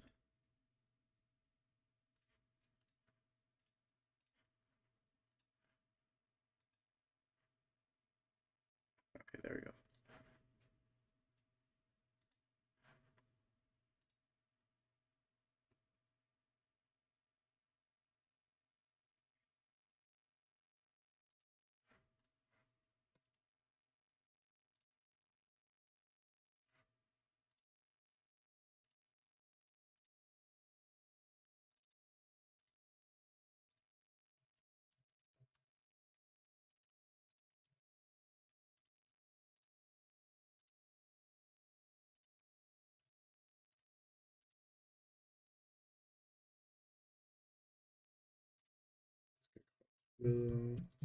Arc 1. Alright, there we go. Ah, fucking hell, I keep opening Blender. Import new material. Surfaces. Bark. Willow bark 1. Albedo.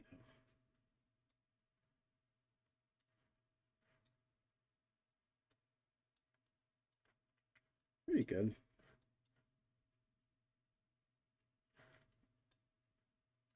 Yeah. Yeah, I think that works. Let's look at our reference. I mean, obviously some color correction would be good. I mean, not too bad.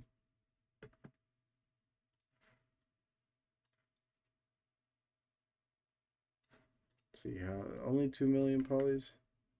Yeah, that's totally acceptable.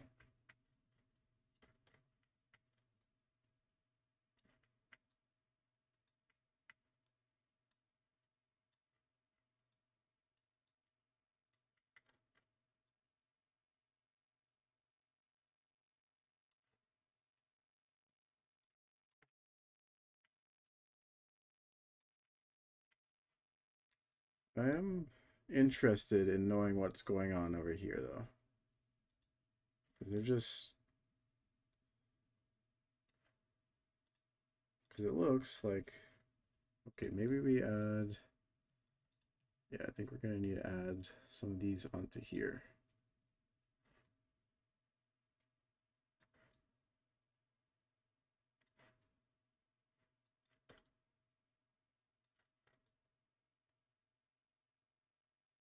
Nice. Let us actually... I need to mess with the settings here a little bit so that we can get a nicer leaves. So I'm going to go into orientation and then final adjustments. Right now we're good. So let's see, fold. Turn that down a little bit with one variant. Curl. I don't think all of these have a lot of curl, so I'm just gonna add a bunch of variants there. Nope, not that much. 0.25.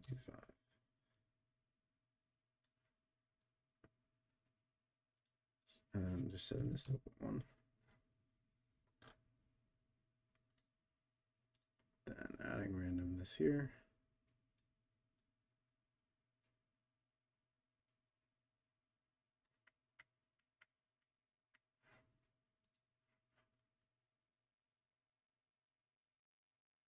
I like that.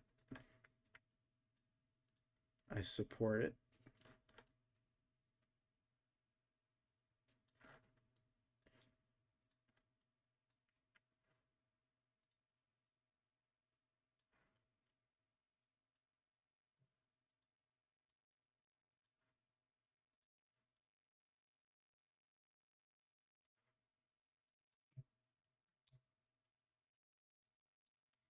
Sweet.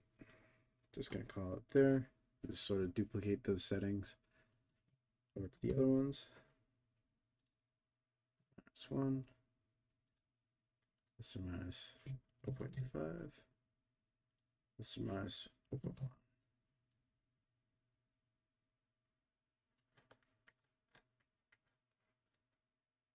So plus or minus a bit.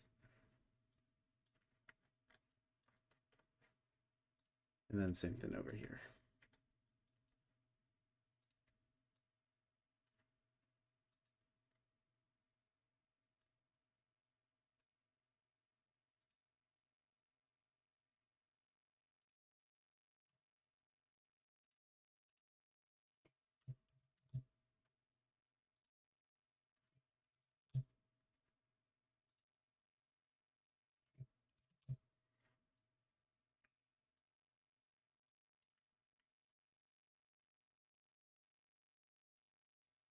Yeah, that adds some like really nice variation around here.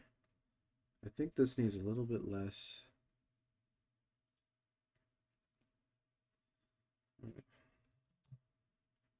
One here. I think, yeah, probably.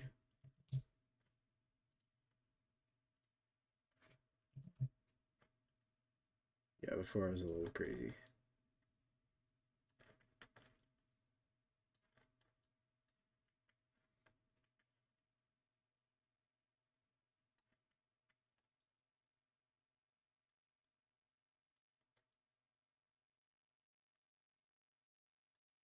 I hope this is going to be dense enough.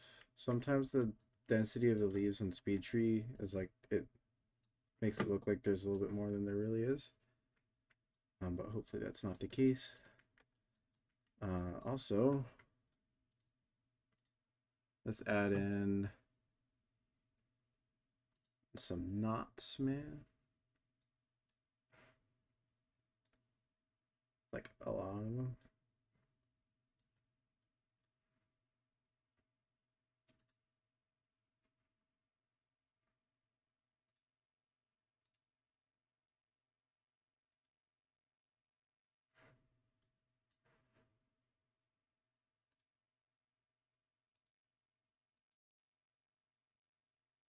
Oh, it's the wrong material.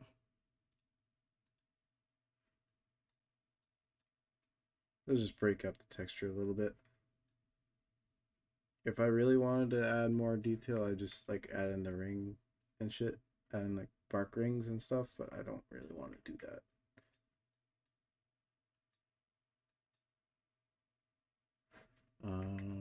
Okay. I need to duplicate that for these next branches as well.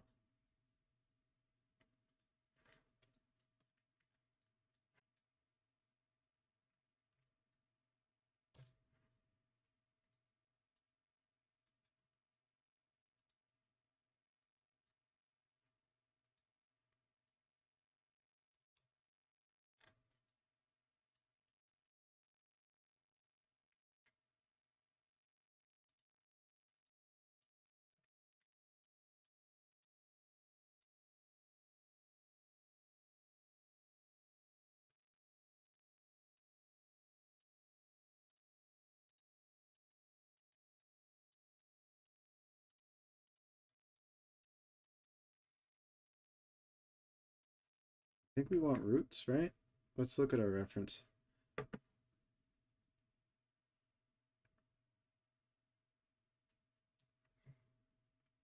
Oh no.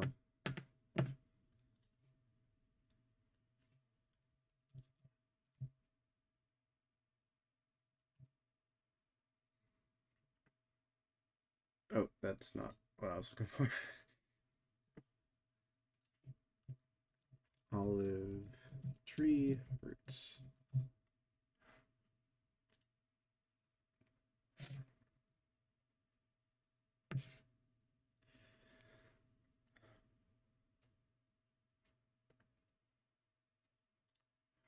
This is interesting, man. Okay, I don't know if I want to do all this. I just want simple roots.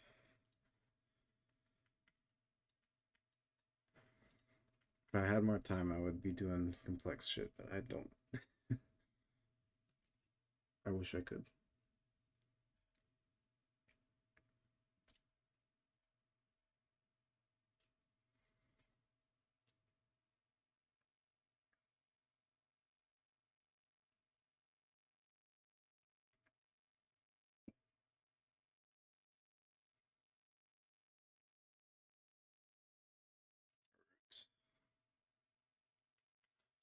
Roots and root twigs. Where are these boys? Jen.